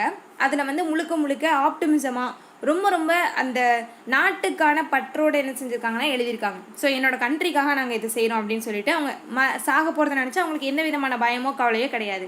It says the days of capitalism and imperialism are numbered. அதாவது என்ன செய்யுது, கேபிட்டலிசம் இம்பீரியலிசமோட காலங்கள் வந்து என்ன செய்யுது, முடிய போகுது, கொஞ்ச நாள் தான் இருக்குது. The war neither began with us nor is going to end with our lives. எங்கள் மூலமாக என்ன செய்யலை, இந்த போர் அப்படிங்கிறது தொடங்கலை. ஸோ எங்களோட முடிய போகிறதும் கிடையாது, இது இன்னும் போயிட்டுருக்கும். According to the verdict of your court we had waged a war and we are therefore war prisoners. உங்களோட கோர்ட்டோட ஜட்ஜ்மெண்ட் படி நாங்கள் வந்து என்ன செய்யணும், போர் தொடுத்தோம். ஸோ நாங்கள் போர் கைதிகள். And we claim to be treated as such. We claim to be shot dead instead of being hanged. So எங்களை வந்து போர்க்கைதிகள் மாதிரி நடத்துங்க. நாங்கள் வந்து தூக்கிலிடப்படலை, நாங்கள் வந்து குற்றம் செய்யலை, நாங்கள் போர்க்கைதிகள். ஸோ நீங்கள் வந்து என்ன செய்யணும், போர்க்கைதிகள் மாதிரி ட்ரீட் பண்ணுங்கள். நாங்கள் தூக்கிலிடப்படுறதை விரும்பலை, சுட்டு கொல்லப்படுறதில் விரும்புகிறோம் அப்படின்னு சொல்லிட்டு மரணத்தை என்ன செய்கிறாங்க அப்படின்னா அவங்க சூஸ் பண்ணுறாங்க. Some narratives describe Bhagat Singh and his fellow patriots as terrorists. This is a misconception. என்ன செய்கிறாங்கன்னா நிறைய பேர் வந்து இவங்க வன்முறையை கையில் எடுத்த ஒரே காரணத்துக்காக இவங்க வந்து தீவிரவாதிகள் அப்படின்னு சொல்கிறாங்க. இவங்க வந்து என்ன கிடையாது, பேட்ரியாட்டிக்ஸ் கிடையாது, இவங்க வந்து தேசிய பற்றாளர்கள் கிடையாது, டெரரிஸ்ட் அப்படின்னு சொல்கிறாங்க. பட் அது வந்து தவறு. The legendary Bhagat Singh clarified how his group is different from the terrorist.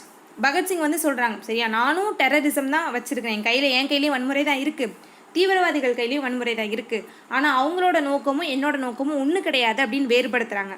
எப்படி அப்படின்னா he said during his trial, விசாரிக்கும் போது சொல்கிறாரு, that revolution is not just the cult of bomb and pistol. Revolution is an inalienable right of mankind. Revolution அப்படிங்கிறது கையில் ஆயுதங்கள் வச்சுருக்கிறனால கிடையாது, அது மேன்கைண்டோட பிரிக்க முடியாத ஒன்று அப்படின்னு சொல்கிறாரு. Freedom is the imperishable birth right of all. சுதந்திரம் அப்படிங்கிறது எல்லாருக்குமே பிறப்பால் கொடுக்கப்பட்ட ஒன்று. The labourer is the real sustainer of a society. To the altar of this revolution we have brought our youth as incense, for no sacrifice is too great for as magnificent a cause. Symbolically, they also shouted Ingulab Zindabad after this defense statement of his in the court. அதாவது இப்படி தான் என்ன செய்கிறாங்க, எங்களுக்கு நோக்கம் இருக்குது, நாங்கள் ஒரு பர்டிகுலர் செக்ஷன் ஆஃப் பீப்புளுக்காக இதை செய்கிறோம், எங்களுக்கு கொள்கைகள் இருக்குது அப்படிங்கிற மாதிரி சொல்லி தீவிரவாதிகளையும் இவங்க வந்து என்ன செய்கிறாங்க, வேறுபடுத்துகிறாங்க.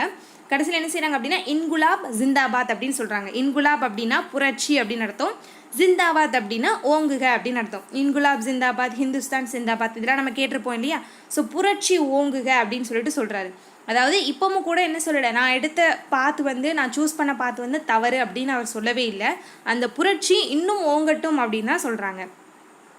Bhagat Singh, Rajguru, Sukhdev were hanged early in the morning of March 23, 1931 in the Lahore jail. But இவங்க வந்து என்ன செய்கிறாங்க அப்படின்னா தூக்கிலிட தான் படுறாங்க. they faced the gallows with courage, shouting Inquilab zindabad. மரணிக்கும் போது கூட என்ன செய்கிறாங்க அப்படின்னா இன்குலாப் ஜிந்தாபாத் அப்படின்னு சொல்லிட்டே தான் இருக்கிறாங்க. and down with British imperialism until their last breath. The history of freedom struggle is incomplete without the revolutionary stand of nationalism and the ultimate sacrifice of these revolutionaries. One more name in the list of such fighters, Kalpana Dutt. Revolutionaries வன்முறையை கையில் எடுத்துட்டாங்க அப்படிங்கிற ஒரே காரணத்துக்காக அவங்க என்ன செய்ய முடியாது அப்படின்னா இந்தியாவோட ஃப்ரீடம் ஸ்ட்ரகிளில் வந்து அவங்கள ஒதுக்கி வைக்க முடியாது. அவங்களோட ஸ்டைலில் இந்தியாவுக்காக வார் பண்ணியிருக்காங்க, சரியா. ஸோ இவங்க வந்து என்ன செய்ய முடியாது அப்படின்னா பிரிச்சுட்டு இந்தியாவோட ஃப்ரீடம் ஸ்ட்ரகிள் ஹிஸ்ட்ரியை எழுத முடியாது. இந்த லிஸ்ட்டில் இன்னொரு முக்கியமான நபர் யார் அப்படின்னு பார்த்தீங்கன்னா கல்பனா தத். In the late 1920s, a young woman, Kalpana Dutt, also known as Kalpana Joshi, அவங்களோட திருமணத்துக்கு அப்புறம் அந்த பேர் பின்னாடி இருக்கக்கூடிய பேர் வந்து அப்படிங்கிறது மாறுது. PC Joshi fired the patriotic imagination of young people by her daring raid on the Chittagong Armory. திருடுவாங்க நம்ம சொன்னோம் இல்லையா, இது வந்து ஆக்சுவலி கொள்ளையடிக்கிற மாதிரியான ஒரு விஷயங்கள் தான். அவங்களுக்கு தேவையான விஷயங்களை செஞ்சுக்கிறதுக்காக கவர்மெண்ட்டோட பணத்தை எடுக்கிறாங்க. அந்த கவர்மெண்ட்டோட பணம் அப்படிங்கிறது ஏழை மக்களை துன்புறுத்தி அவங்க டேக்ஸ் அப்படிங்கிற பேரில் கலெக்ட் பண்ண ஒரு விஷயந்தான். ஸோ இந்த கேஸில் இன்வால்வ் ஆனவங்க தான் கல்பனா தத். ரொம்ப ரொம்ப ஒரு யங்கான லேடி, சரியா. லேடி பார்ட்டிசிபேட் பண்ணுறாங்க அப்படிங்கிறதே பெரிய விஷயம். அவங்க சின்ன வயசில் பார்ட்டிசிபேட் பண்ணுறாங்க அப்படிங்கிறது தான் இங்கே நோட்டபிளான ஒன்று. Hindustan Socialist Republic Association was a renewed chapter of the Hindustan Republic Association. நம்ம பார்த்தோம் இல்லையா, இந்த HRA அப்படிங்கிறது தான் HSRA அப்படின்னு மாறி இருக்குன்னு. Its aim was overthrow the capitalist and imperialist government. Socialism அப்படின்னு வந்துருச்சுன்னா கண்டிப்பாக கேபிட்டலிசத்தையும் இம்பீரியலிசத்தையும் வெளியே அடிச்சு பற்றணும் அப்படிங்கிறது தான் அவங்களோட நோக்கமாக இருக்கும். ஸோ அதுதான் கேபிட்டலிசத்தை வெளியே அனுப்பிட்டு சோஷியலிசம் உள்ளே கொண்டு வரணும் அப்படிங்கிறது அவங்களோட aim. The HSRA involved a number of actions with such as the murder of Sanders in Lahore. இந்த இயக்கத்தின் மூலமாக பல விஷயங்கள் செஞ்சுருக்காங்க. ஒன் சச் இஷ்யூ தான் என்ன, சாண்டர்ஸோட மரணம் லாகூரில் வச்சு. In that Sanders was mistaken for the superintendent of police Lahore, James A. Scott, who was responsible for seriously assaulting Lajpat Rai. Actually யாரை கொல்லணும்னு ஏம் பண்ணாங்க அப்படின்னா இந்த ஜேம்ஸ் ஏஎஸ் ஸ்காட்டை தான். பட் மிஸ்டேக்கன்லி என்ன செஞ்சுருப்பாங்க அப்படின்னா சாண்டர்ஸை வந்து ஷூட் பண்ணிடுவாங்க. இன் December 1928 and Rai's subsequent death, they also made an attempt to blow up the train in which Lord Irwin, Governor General and Viceroy of India, was travelling. இன்னொன்று என்ன பண்ணணும்னு நினச்சாங்கன்னா governor general of India போயிட்டுருக்காங்க இல்லையா Lord Irwin, அந்த டைமில் அவங்க தான் governor ஜெனரலாக இருந்தாங்க, வைஸ்ராயாக இருந்தாங்க. கவர்னர் ஜெனரல் ரெண்டு பேரும் சேர்ந்து போயிட்டுருக்கிற ட்ரெயினை வந்து எரிக்கலாம் அப்படிங்கிற ஐடியாலாம் அவங்கக்கிட்ட இருந்துச்சான். பட் அதை வந்து அவங்களால செய்ய முடியல. In December 1929 and a large number of such actions in Punjab and UP in 1930. இதுக்கப்புறம் இந்த மாதிரியான நிறைய விஷயங்கள் அந்த ரீஜனில் பஞ்சாப் யூபி ரீஜனில் அதிகமாக நடந்துட்டு இருந்துச்சு. இப்போது கல்பனா தத் பற்றி பார்க்கலாம்.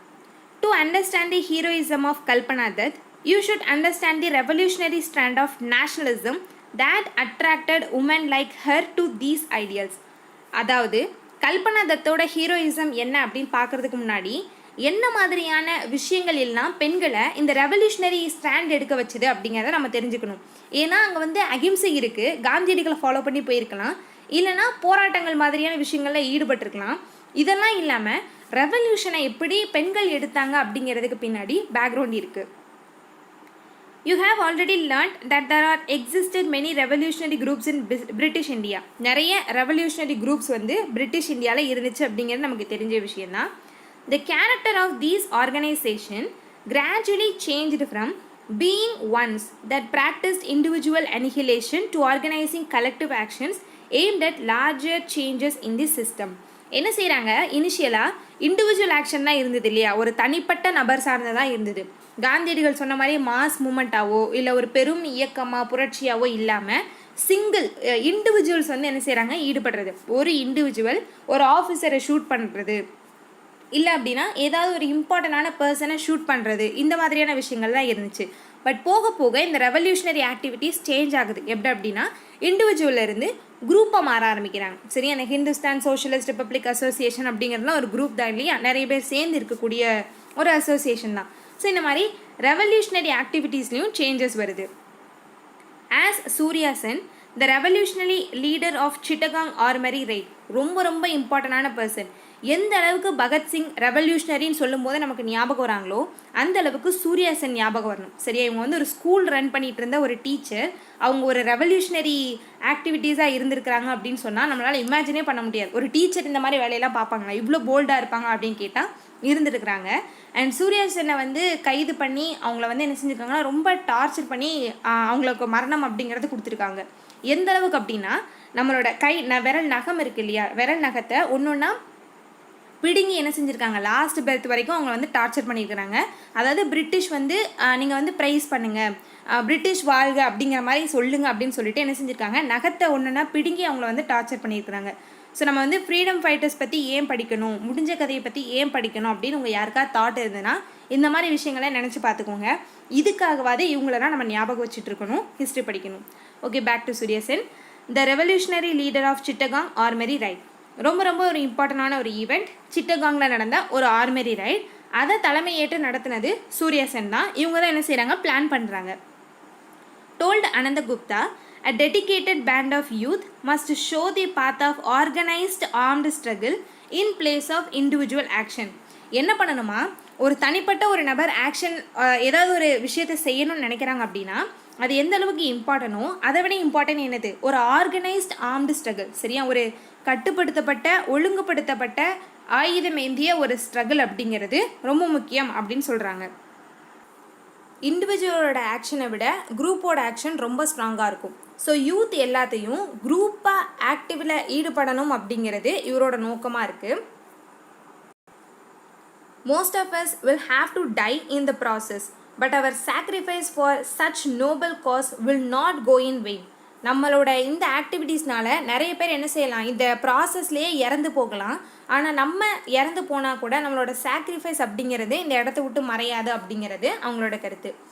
When revolutionary groups like the Yukandar and the Anushīlan Samiti began stagnating in the mid-1920s, இதெல்லாம் ஏர்லியராக பார்த்தது இல்லையா, 1905 to இந்த டைமில் இருக்கும், 1907 வரைக்கும் நடந்துட்டு இருந்த ரொம்ப ஃபேமஸான ரெவல்யூஷனரி குரூப்ஸ் இவங்க இந்த டைமில் என்ன செஞ்சிட்டாங்க அப்படின்னா ஸ்டாப் ஆக ஆரம்பிச்சிட்டாங்க. New groups sprang out of them. இதில் இருந்து புதிய புதிய குரூப்ஸ்லாம் என்ன செஞ்சிட்ருக்கு, வர ஆரம்பிக்குது. among them the most important group was the one led by Surya Sen. அதிலிருந்து உருவான ஒரு குரூப் தான் என்ன, சூர்யா சென் லெட் பண்ணி கொண்டு போன இந்த group. a school teacher by profession in Bengal. இவர் வந்து ஒரு சாதாரண ஸ்கூல் டீச்சர் தான். சரி, ஆக்சுவலி தலைமை பொறுப்பில் இருந்த ஒரு school teacher. he had actively participated in the non-cooperation movement. ஒத்துழையாமை இயக்கத்தில் ரொம்ப தீவிரமாகவே என்ன செய்கிறாங்க அப்படின்னா ஈடுபட்டிருக்காங்க. ஸோ இதுக்கு முன்னாடி எந்த ஒரு தலைவராக இருந்தாலும் அவங்களோட ரூட் அப்படிங்கிறது ஐஎன்சியில் இருக்குது அப்படிங்கிறத நம்மளால் பார்க்க முடியுது. his group was closely working with the Chittagong unit of the Indian National Congress. Indian National காங்கிரஸோட சிட்டகாங் யூனிட்டோட ரொம்ப க்ளோஸாகவே செயல்பட்டு இருக்காங்க. Chittagong armoury raid. Surya Sen's revolutionary group the Indian Republican Army. இவங்களோட குரூப் பேர் தான் என்ன, இந்தியன் ரிப்பப்ளிகன் ஆர்மி. இதோட சம்மந்தப்பட்டவங்க தலைமை யார் வேணாலும் நம்ம சூர்யா சென்னை சொல்லலாம். Was named after the Irish Republican army. நமக்கு எல்லாத்துக்குமே சென்ஸ் இல்லைனா ஒரு மோட்டிவேஷன் அப்படிங்கிறது, ஒரு இன்ஸ்பிரேஷன் அப்படிங்கிறது வேர்ல்டில் இருக்கக்கூடிய எல்லா பகுதியிலேருந்து வருது. ஸோ அப்படி இந்தியன் ரிப்பப்ளிகன் ஆர்மி அப்படிங்கிற ஒன்று ஸ்டார்ட் பண்ணணும்னு எப்படி வந்துச்சு அப்படின்னா ஐரிஷ் ரிப்பப்ளிகன் ஆர்மியை பார்த்து தான். சரி, அதை பார்த்துட்டு இந்தியன் ரிப்பப்ளிகன் ஆர்மி அப்படின்னு ஒன்று ஸ்டார்ட் பண்ணுறாங்க. they planned a rebellion to occupy Chittagong in a guerrilla style operation. guerrilla style operation நமக்கு தெரியும் இல்லையா, திடீர்னு தாக்குறது, குரூப்பாக தாக்குறது, அதான் என்ன guerrilla style, guerrilla போர் முறை அப்படின்னு சொல்லுவாங்க. இது என்ன செய்கிறாங்க அப்படின்னா சிட்டகாங்கில் இதை செயல்படுத்தணும், அங்கே ஒரு கலவரத்தை உண்டு பண்ணணும் அப்படிங்கிறது இவங்களோட plan. The Chittagong armories were raided on the night of 18th April 1930. Simultaneous attacks were launched on telegraph office, the armory and the police barracks to cut off all communication networks, including the railways, to isolate the region. எங்கெங்கெல்லாம் கவர்மெண்ட்டோட property இருக்கோ அது எல்லாத்தையுமே என்ன செய்கிறாங்க, attack பண்ணுறாங்க, இருக்கக்கூடிய எல்லாத்தையும் அழிச்சிட்டே வராங்க. கம்யூனிகேட் பண்ணாத மாதிரி அந்த சிட்டகாங் ஏரியா ஃபுல்லாக ஐசோலேட் பண்ணுறாங்க. சரியா, இங்கே நடக்கக்கூடிய ஒரு விஷயம் வெளியில் போகாத மாதிரி டெலகிராஃபோ இல்லைனா வேறு ஏதாவது தகவல் தொடர்பு கருவியோ இருந்தால் தானே இங்கே அப்படி ஒரு பிரச்சனை நடக்கு, எங்களுக்கு ஹெல்ப் வேணும் அப்படின்னு வெளியிலேருந்து கேட்க முடியும். ஸோ அதுக்கான எல்லா சான்ஸையுமே கட் பண்ணுறாங்க. It was aimed at challenging the colonial administration directly. The revolutionaries hoisted the national flag and symbolically shouted slogans such as Vande Mataram and Ingulab Zindabad. என்ன செய்கிறாங்க அப்படின்னா, இந்த மாதிரி அட்டாக் பண்ணிவிட்டு கவர்மெண்ட்டை டைரெக்டாக சேலஞ்ச் பண்ணுற மாதிரியான ஒரு ஈவெண்ட். சரியா, ஸோ என்ன செய்கிறாங்க அப்படின்னா, நேஷ்னல் ஃப்ளாகை வந்து ஏற்றுறாங்க. ஏற்றிட்டு வந்தே மாதரம், இன்குலாப் ஜிந்தாபாத் அப்படிங்கிற மாதிரியான கோஷங்கள் எழுப்புறாங்க. The raids and the resistance continued for the rest 3 years. 3 வருஷத்துக்கு இந்த மாதிரி என்ன செய்யுது, நடந்துக்கிட்டே இருக்குது. அதாவது அங்கங்கே என்ன செய்கிறாங்க, இந்த மாதிரியான விஷயங்கள்லாம் பண்ணுறாங்க. பிரிட்டிஷ் கவர்மெண்ட்டுக்கு பெரிய தலைவலியாக இருக்குது. அவங்க வந்து என்ன செய்யலை, சாதாரண முறையில் போர் செய்யலை. அவங்க என்ன பண்ணுறாங்க அப்படின்னா அட்டாக் பண்ணுறாங்க இல்லையா, அதுவும் இம்பார்ட்டண்டான கவர்மெண்ட்டோட ப்ராப்பர்ட்டிஸ் எல்லாத்தையுமே அட்டாக் பண்ணிகிட்டு இருக்கிறாங்க, எதையும் வெளியே விடாமல் பார்த்துட்டு இருக்கிறாங்க. ஸோ இவங்களை எப்படியாவது பிடிக்கணும் அப்படின்னு சொல்லிட்டு பிரிட்டிஷோட சைட்லேருந்து ஒரு குரூப் போயிட்டுருக்கு. On 13th June 1932, in a face-to-face battle against government forces, 2 of the absconders of the armory raid were killed, while they in turn killed Captain Cameron, commander of the government forces in the village of Dalgat, in the house of a poor Brahmin widow, Savitri Devi. After the incident, the widow was arrested together with her children. Despite many offers and temptations, not a word could the police get out of the widow. They were uneducated and poor, yet they resisted all the temptation of a gold and unflinchingly could bear all the tortures that were inflicted upon them. From Kalpana, that's the autobiography, Chittagong Armory Raiders Reminiscences. So இதில் என்ன சொல்லியிருக்காங்க அப்படின்னா, இங்கே 3 வருஷத்துக்கு தொடர்ந்து என்ன செஞ்சுட்டு இருக்கிறாங்க, இந்த மாதிரியான ஆக்டிவிட்டீஸில் ஈடுபட்டு இருக்கிறாங்க. ஸோ ஒரு இடத்துல இவங்களால் என்ன செய்ய முடியாது, நிலையாக தங்க முடியாது. தங்கினாங்க அப்படின்னா கவர்மெண்ட் வந்து இவங்களை பிடிச்சிருவாங்க இல்லையா. ஸோ ஒவ்வொரு இடமா மறைஞ்சு என்ன செய்கிறாங்க, யாருக்கும் தெரியாமல் வாழ்ந்துட்டு இருக்கிறாங்க. அப்படி போகும்போது என்ன செய்கிறாங்க, ஒரு நாள் ஒரு விடோ ஒரு வீட்டில் வந்து தங்கியிருக்கிறாங்க. சரி, ஒரு லேடி இருக்கிறாங்க, அவங்களோட குழந்தை இருக்குது, அவங்களோட வீட்டில் தங்கியிருக்கிறாங்க. அங்கே தங்கியிருக்கும் போது தான் போலீஸ் வந்து என்ன செய்கிறாங்கன்னா இவங்களை பிடிக்கிறதுக்கு வராங்க. அப்படி பிடிக்க வரும்போது என்ன செய்கிறாங்கன்னா அங்கேருந்து தப்பி போயிடுறாங்க. அந்த வீட்டில் நடந்த அட்டாக்ல இவங்களோட சைட்லேயும் இறக்குறாங்க, கவர்மெண்ட்டோட சைட் போலீஸ் ஆஃபீஸர்ஸும் நிறைய பேர் இறக்குறாங்க. சரியா, ஸோ இங்கேருந்து தப்பிச்சு போயிடுறாங்க. அந்த விடோவோட பேர் என்ன அப்படின்னு பார்த்தீங்கன்னா சாவித்ரி தேவி. இவங்க மட்டும்தான் இருக்கிறாங்க, இவங்களோட குழந்தைங்க இருக்கிறாங்க. இவங்கள விசாரிக்கிறாங்க. சரியா, இத்தனை நாள் உங்கள் கூட இருந்திருக்கிறாங்களே, அவங்களுக்கு நீங்கள் வந்து என்ன செஞ்சுருக்கீங்க, ஹெல்ப் பண்ணியிருக்கீங்க. கவர்மெண்ட் வந்து தேடிட்டு இருக்கிற ஒரு பர்சனுக்கு நீங்கள் அடைக்கலம் கொடுத்து அவங்களுக்கு கூட தங்க வச்சுருக்கிறீங்க. அப்போது இவங்களை பற்றி ஏதாவது உங்களுக்கு விஷயம் தெரிஞ்சால் சொல்லுங்கள், நாங்கள் உங்களை விட்டுறோம் அப்படின்னு சொல்லிட்டு நிறைய மிரட்டி பார்க்குறாங்க. உங்களுக்கு கோல்டு தரோம், அவங்க வந்து ரொம்ப கஷ்டப்பட்டவங்க. சரியா, புவரான பீப்புள் தான். உங்களுக்கு கோல்டு தரோம், அது தரோம், இது தரோம் அப்படின்னு சொல்லிட்டு அவங்களோட ஆசையை தூண்டி பார்க்குறாங்க. ஆனால் இந்த லேடியோட வாயிலிருந்து ஒரு வார்த்தை கூட வரலை. அந்த அளவுக்கு என்ன செய்கிறாங்க அப்படின்னா ரொம்ப ஸ்ட்ராங்காக இருக்கிறாங்க. அப்போது பிரிட்டிஷோட ஸ்ட்ரகிளில் இந்த மாதிரி டைரெக்டாக லீடர்ஸ் ஈடுபட்டிருந்தா கூட சைட்லேருந்து இந்த மாதிரியான சப்போர்ட் அப்படிங்கிறது நம்ம மறக்கக்கூடாத ஒரு விஷயம்தான். ஸோ இந்த இன்சிடெண்ட் வந்து எங்கே இருக்குது அப்படின்னு பார்த்தீங்கன்னா கல்பனா தத்தோட ஆட்டோபயோகிராஃபியான சிட்டகாங் ஆர்மரி ரைடர்ஸ் ரெமினிசென்சஸ் அப்படிங்கிற ஒரு புத்தகத்தில். ஸோ இங்கே நமக்கு ஒரு ஃபேக்ட் வருதா, இந்த புத்தகத்தை எழுதுனது யார், இந்த ஆட்டோபயோகிராஃபி யாரோடது அப்படின்னு கேட்பாங்க. Kalpana தத்தோடது. Often they operated from the villages and the villagers gave food and shelter to the revolutionaries and suffered greatly at the hands of police for this. அவங்க எப்போவுமே என்ன செய்கிறாங்க அப்படின்னா எங்கே தங்கியிருக்கிறாங்களோ அந்த கிராமத்தோட மக்கள் தான் என்ன செய்கிறாங்க, இவங்களுக்கு சாப்பாடு கொடுக்குறாங்க, தங்குறதுக்கு இடம் கொடுக்குறாங்க. இந்த விஷயம் தெரிஞ்சால் யார் இவங்களுக்கு ஹெல்ப் பண்ணாங்களோ அவங்களையும் ரொம்ப போட்டு டார்ச்சர் பண்ணுறாங்க. Due to the continuous nature of the actions, there was an armory raid supplementary trial too. It took 3 years to arrest Surya Sen in February 1933. 3 வருஷம் ஆயிருக்கு சூர்யா சென்னை வந்து கைது பண்ணுறதுக்கு. And 11 months before he was sent to the gallows on 12th January 1934. Kalpana Dutt was among those who participated in the raids. இந்த மாதிரி எங்கெங்கெல்லாம் போய் attack பண்ணுறாங்களோ எல்லா இடத்துலையும் என்ன செஞ்சுருக்காங்க அப்படின்னா கல்பனா தத் அப்படிங்கிறவங்க இருந்திருக்காங்க. Woman in action. இங்கே இன்னொரு விஷயம் வருது. உமன் என்ன பண்ணாங்க இந்த ரெவல்யூஷனரி ஆக்டிவிட்டீஸில் அப்படின்னு பார்க்கும்போது அவங்களோட ரோல் பெருசாக இருக்குது. While Bhagat Singh represented young men who dedicated their lives to the freedom of the country. பகத்சிங்லாம் பார்க்கும்போது பேட்ரியாட்டிசம் அப்படிங்கும்போது இவங்க கிட்ட இருந்தால் பார்க்கலாம் இல்லையா, இந்த அளவுக்கு ஒரு தேசப்பற்று யாருக்கிட்டையும் இருக்க முடியாது, ஒரு யங் மென்னோட ரெப்ரசன்டேட்டிவாக பகத்சிங் இருக்கிறாங்க அப்படின்னு பார்க்கலாம். அப்போ பெண்கள் மத்தியில் யாருப்பா இருக்கிறான்னு கேட்டால் நம்ம கல்பனா தத்தை சூஸ் பண்ணலாம். The young woman who defied the existing patriarchal setup and took to arms for the liberation of their motherland. இப்போ பகத்சிங் மாதிரி ஒரு மேன் வந்து ஃப்ரீடம் ஸ்ட்ரகிளில் ஈடுபடுறாங்க அப்படின்னா அவங்க எந்த அடிமை விலங்கை மட்டும்தான் உடைக்கணும், பிரிட்டிஷோடதை மட்டும்தான் உடைக்கணும். பட் ஒரு பெண் ஈடுபடணும்னு வச்சுக்கோங்களேன், குடும்பத்தில் அவங்களுக்குன்னு இருக்கக்கூடிய ரெஸ்ட்ரிக்ஷன் இப்போவே நிறைய பேருக்கு இந்த சட்டத்திட்டங்கள்லாம் வீட்டில் நடந்துகிட்ருக்கும். ஸோ ஒரு 50 வருஷத்துக்கு முன்னாடி 50-60 வருஷத்துக்கு முன்னாடி சொசைட்டி எப்படி இருந்திருக்கும், அங்கே பீப்புள் வந்து உமனை எந்த இடத்துல வச்சுருப்பாங்க, அவங்களுக்கு எஜுகேஷன் கிடையாது, ரைட்ஸ் கிடையாது, இப்படி தான் இருக்கணும் அப்படிங்கிற நிறைய ரூல்ஸை அவங்களே போட்டு வச்சுருப்பாங்க. ஸோ இப்படி நிறைய செயின்ஸை உடச்சிட்டு தான் இந்தியாவோட ஃப்ரீடம் ஸ்ட்ரகிளில் அவங்க பார்ட்டிசிபேட் பண்ணணும். அதுலேயும் ரெவல்யூஷனரி பார்த்து சூஸ் பண்ணுறதுக்கு இன்னும் கரேஜ் வேணும். அப்போ கல்பனா தத்லாம் ரொம்ப செலிப்ரேட் பண்ண வேண்டிய ஒரு freedom fighter. Not only did they act as messengers, but they also participated in direct actions, fought along with men carrying guns. 16-17 வயசு குழந்தைங்க கூட என்ன செஞ்சுருக்காங்க, பெண்கள் இனம் பெண்கள் கூட என்ன செஞ்சுருக்காங்க அப்படின்னா ஷூட் பண்ணியிருக்காங்க. சரியா, நிறைய பேரோட பேர்கள் இருக்குது. ஸோ அந்தளவுக்கு தைரியம் அப்படிங்கிறது பெண்கள் மத்தியில் இருந்திருக்கு. பெண்களோட பங்கை என்ன செஞ்சிடக்கூடாது அப்படின்னா ஃப்ரீடம் ஸ்ட்ரகிளில் அவங்களோட பார்ட்டிசிபேஷனை மறந்துடக்கூடாது. கல்பனா தட்ஸ் ஆக்டிவ் பார்ட்டிசிபேஷன் இந்த revolutionary Chittagong movement led to her arrest. அவங்கள வந்து என்ன செய்கிறாங்க அப்படின்னா கைது பண்ணிடுறாங்க. சிட்டகாங் ஆர்மரி ரைடில் வந்து நீங்கள் ஈடுபட்டனால அப்படின்னு சொல்லிட்டு கைது பண்ணுறாங்க. சூர்யா சென்னோடைய சேர்த்து என்ன செய்கிறாங்க அப்படின்னா விசாரிக்கப்படுறாங்க. Kalpana was sentence to transportation for life. என்ன செய்கிறாங்க அப்படின்னா வாழ்நாள் முழுக்க நாடு கடத்தப்படுறாங்க.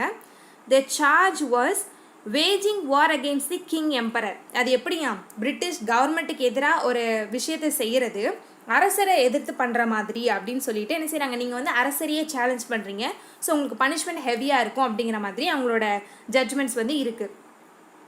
As all their activities started with the raid on the armory, the trial came to be known as the Chittagong Armory Raid Trial.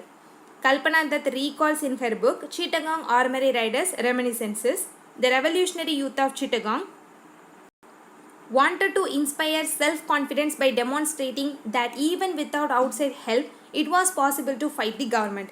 இது வந்து என்ன பண்ணுறாங்க, எல்லாமே முதல்ல ஒரு ஆயுத கிடங்கு கொள்ளையடிச்சதுலேருந்து தான் ஸ்டார்ட் ஆகும். ஸோ அதனால் இது என்ன செய்கிறாங்க அப்படின்னா அதோட பேர்லேயே சொல்ல ஆரம்பிக்கிறாங்க, சிட்டகாங் ஆர்மரி ரைட் அப்படின்னு சொல்லிட்டு.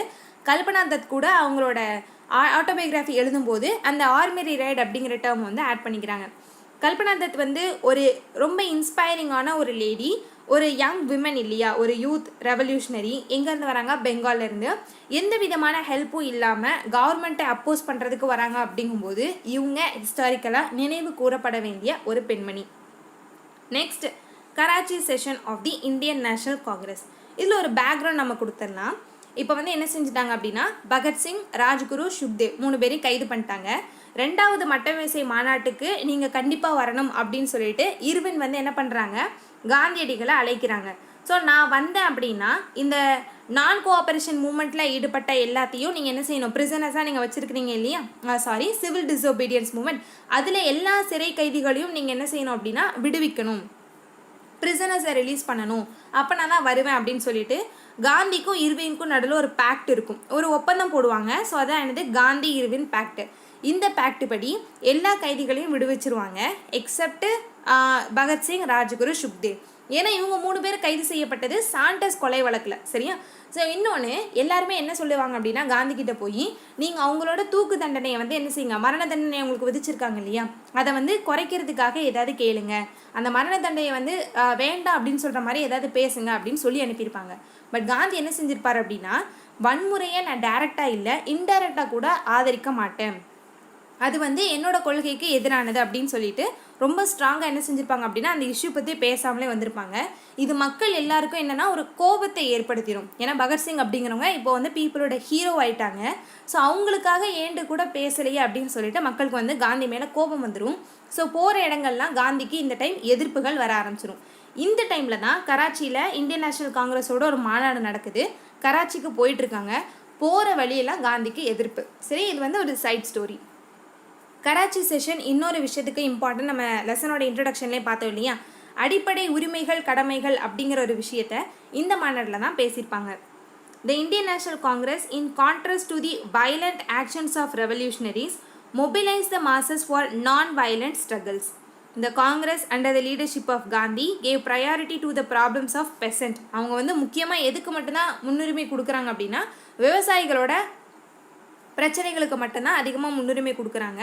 அதுவும் நான் வயலன்ஸ் ஸ்ட்ரகிளாக தான் இருக்குது. சரியா, வன்முறையை துளி அளவு கூட காந்தி விரும்பவே இல்லை. In the context of great agrarian distress deepened by world wide economic depression. நம்ம ஒரு உலக பொருளாதார பெருமந்தம் வந்துச்சு அப்படின்னு பார்த்தோம் இல்லையா 1930s. இதில் விவசாயிகள் பெருமளவு பாதிக்கப்பட்டிருப்பாங்க. அவங்களுக்கு வந்து நெல் விளைச்சல் எதுவுமே இருந்திருக்காது. ஸோ இதை எப்படி அட்ரஸ் பண்ணலாம் அப்படிங்கிறத வச்சு தான் காங்கிரஸோட செஷன் வந்து போயிட்டுருக்கும். Mobilize the peasantry. The Congress adopted a no rent and no tax campaign as a part of its civil disobedience program. நம்ம பார்த்தோம் இல்லையா, வரிகொடா இயக்கம் அப்படிங்கிற விஷயத்தெல்லாம் ஸ்டார்ட் பண்ணியிருப்பாங்க. நாங்கள் டேக்ஸ் பே பண்ண மாட்டோம் அப்படின்னா சொல்லியிருப்பாங்க.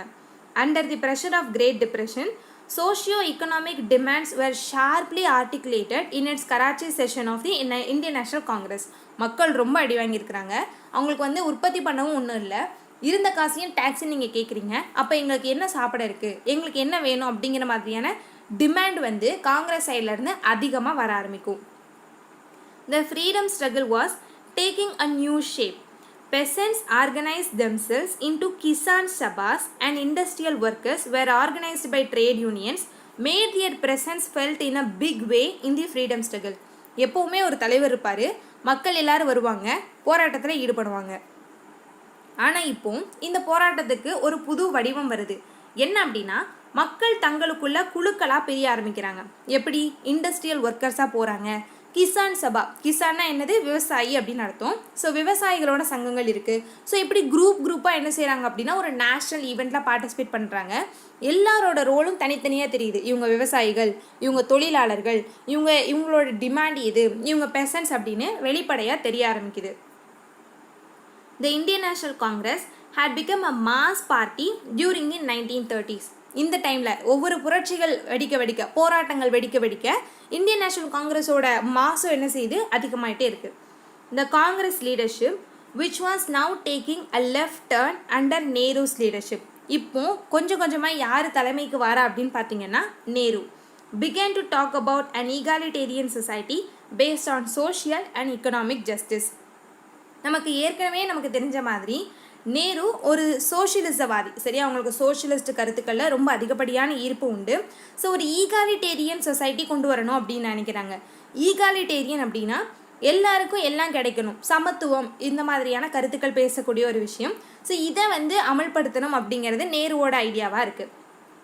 The Karachi session held in March 1931 presided over by Sardar Vallabhbhai Patel. இந்த செஷனுக்கான தலைமை யார் அப்படின்னு பார்த்தீங்கன்னா பட்டேல்.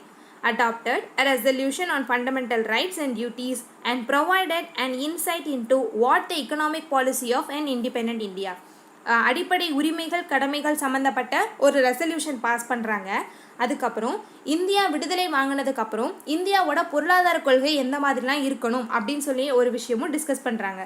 ஏன்னா இப்போ உலக பொருளாதார பெருமந்தம் போயிட்டுருக்கு இல்லையா, காரணம் என்ன? அவங்களோட எக்கனாமிக் பாலிசி வந்து ரொம்ப நல்லதாக இல்லை, வீக்காக இருக்குது. ஸோ இந்த காரணத்தினால தான் நாட்டில் இந்த மாதிரி ஒரு பிரச்சனை வருது. அது ஒரு நாட்டில் வந்துச்சு அப்படின்னா அதோடு தொடர்புடைய மற்ற நாடுகளுக்கும் இதே நிலைமை தான் அப்படிங்கிறது உங்களுக்கு தெரியுது. ஸோ எக்கனாமிக்கலாக நம்ம எந்த அளவுக்கு ஸ்ட்ராங்காக இருக்கணும் அப்படிங்கிற விஷயங்களை பற்றி தான் பேசுகிறாங்க. In some ways, it was a manifesto of the Indian National Congress for independent India. அவங்களோட கொள்கைகள் கூட சரியா, நம்ம சுதந்திரம் வாங்கிட்டோம் அப்படின்னா நாங்கள் இதெல்லாம் செய்வோம், இப்படி தான் நம்மளோட நாடு இருக்கும் அப்படிங்கிறதுக்கான ஒரு மேனிஃபெஸ்டோ மாதிரி இருக்குது. These rights and the social and economic programs were derived from a firm conviction that political freedom and economic freedom were inseparable. இது மூலமாக நம்ம என்ன செஞ்சுக்கலாம்? அரசியல் ரீதியாக சுதந்திரம் கிடைக்கிறதும் பொருளாதார ரீதியாக சுதந்திரம் கிடைக்கிறதும் வேறு இல்லை, ரெண்டு ஒன்று தான்.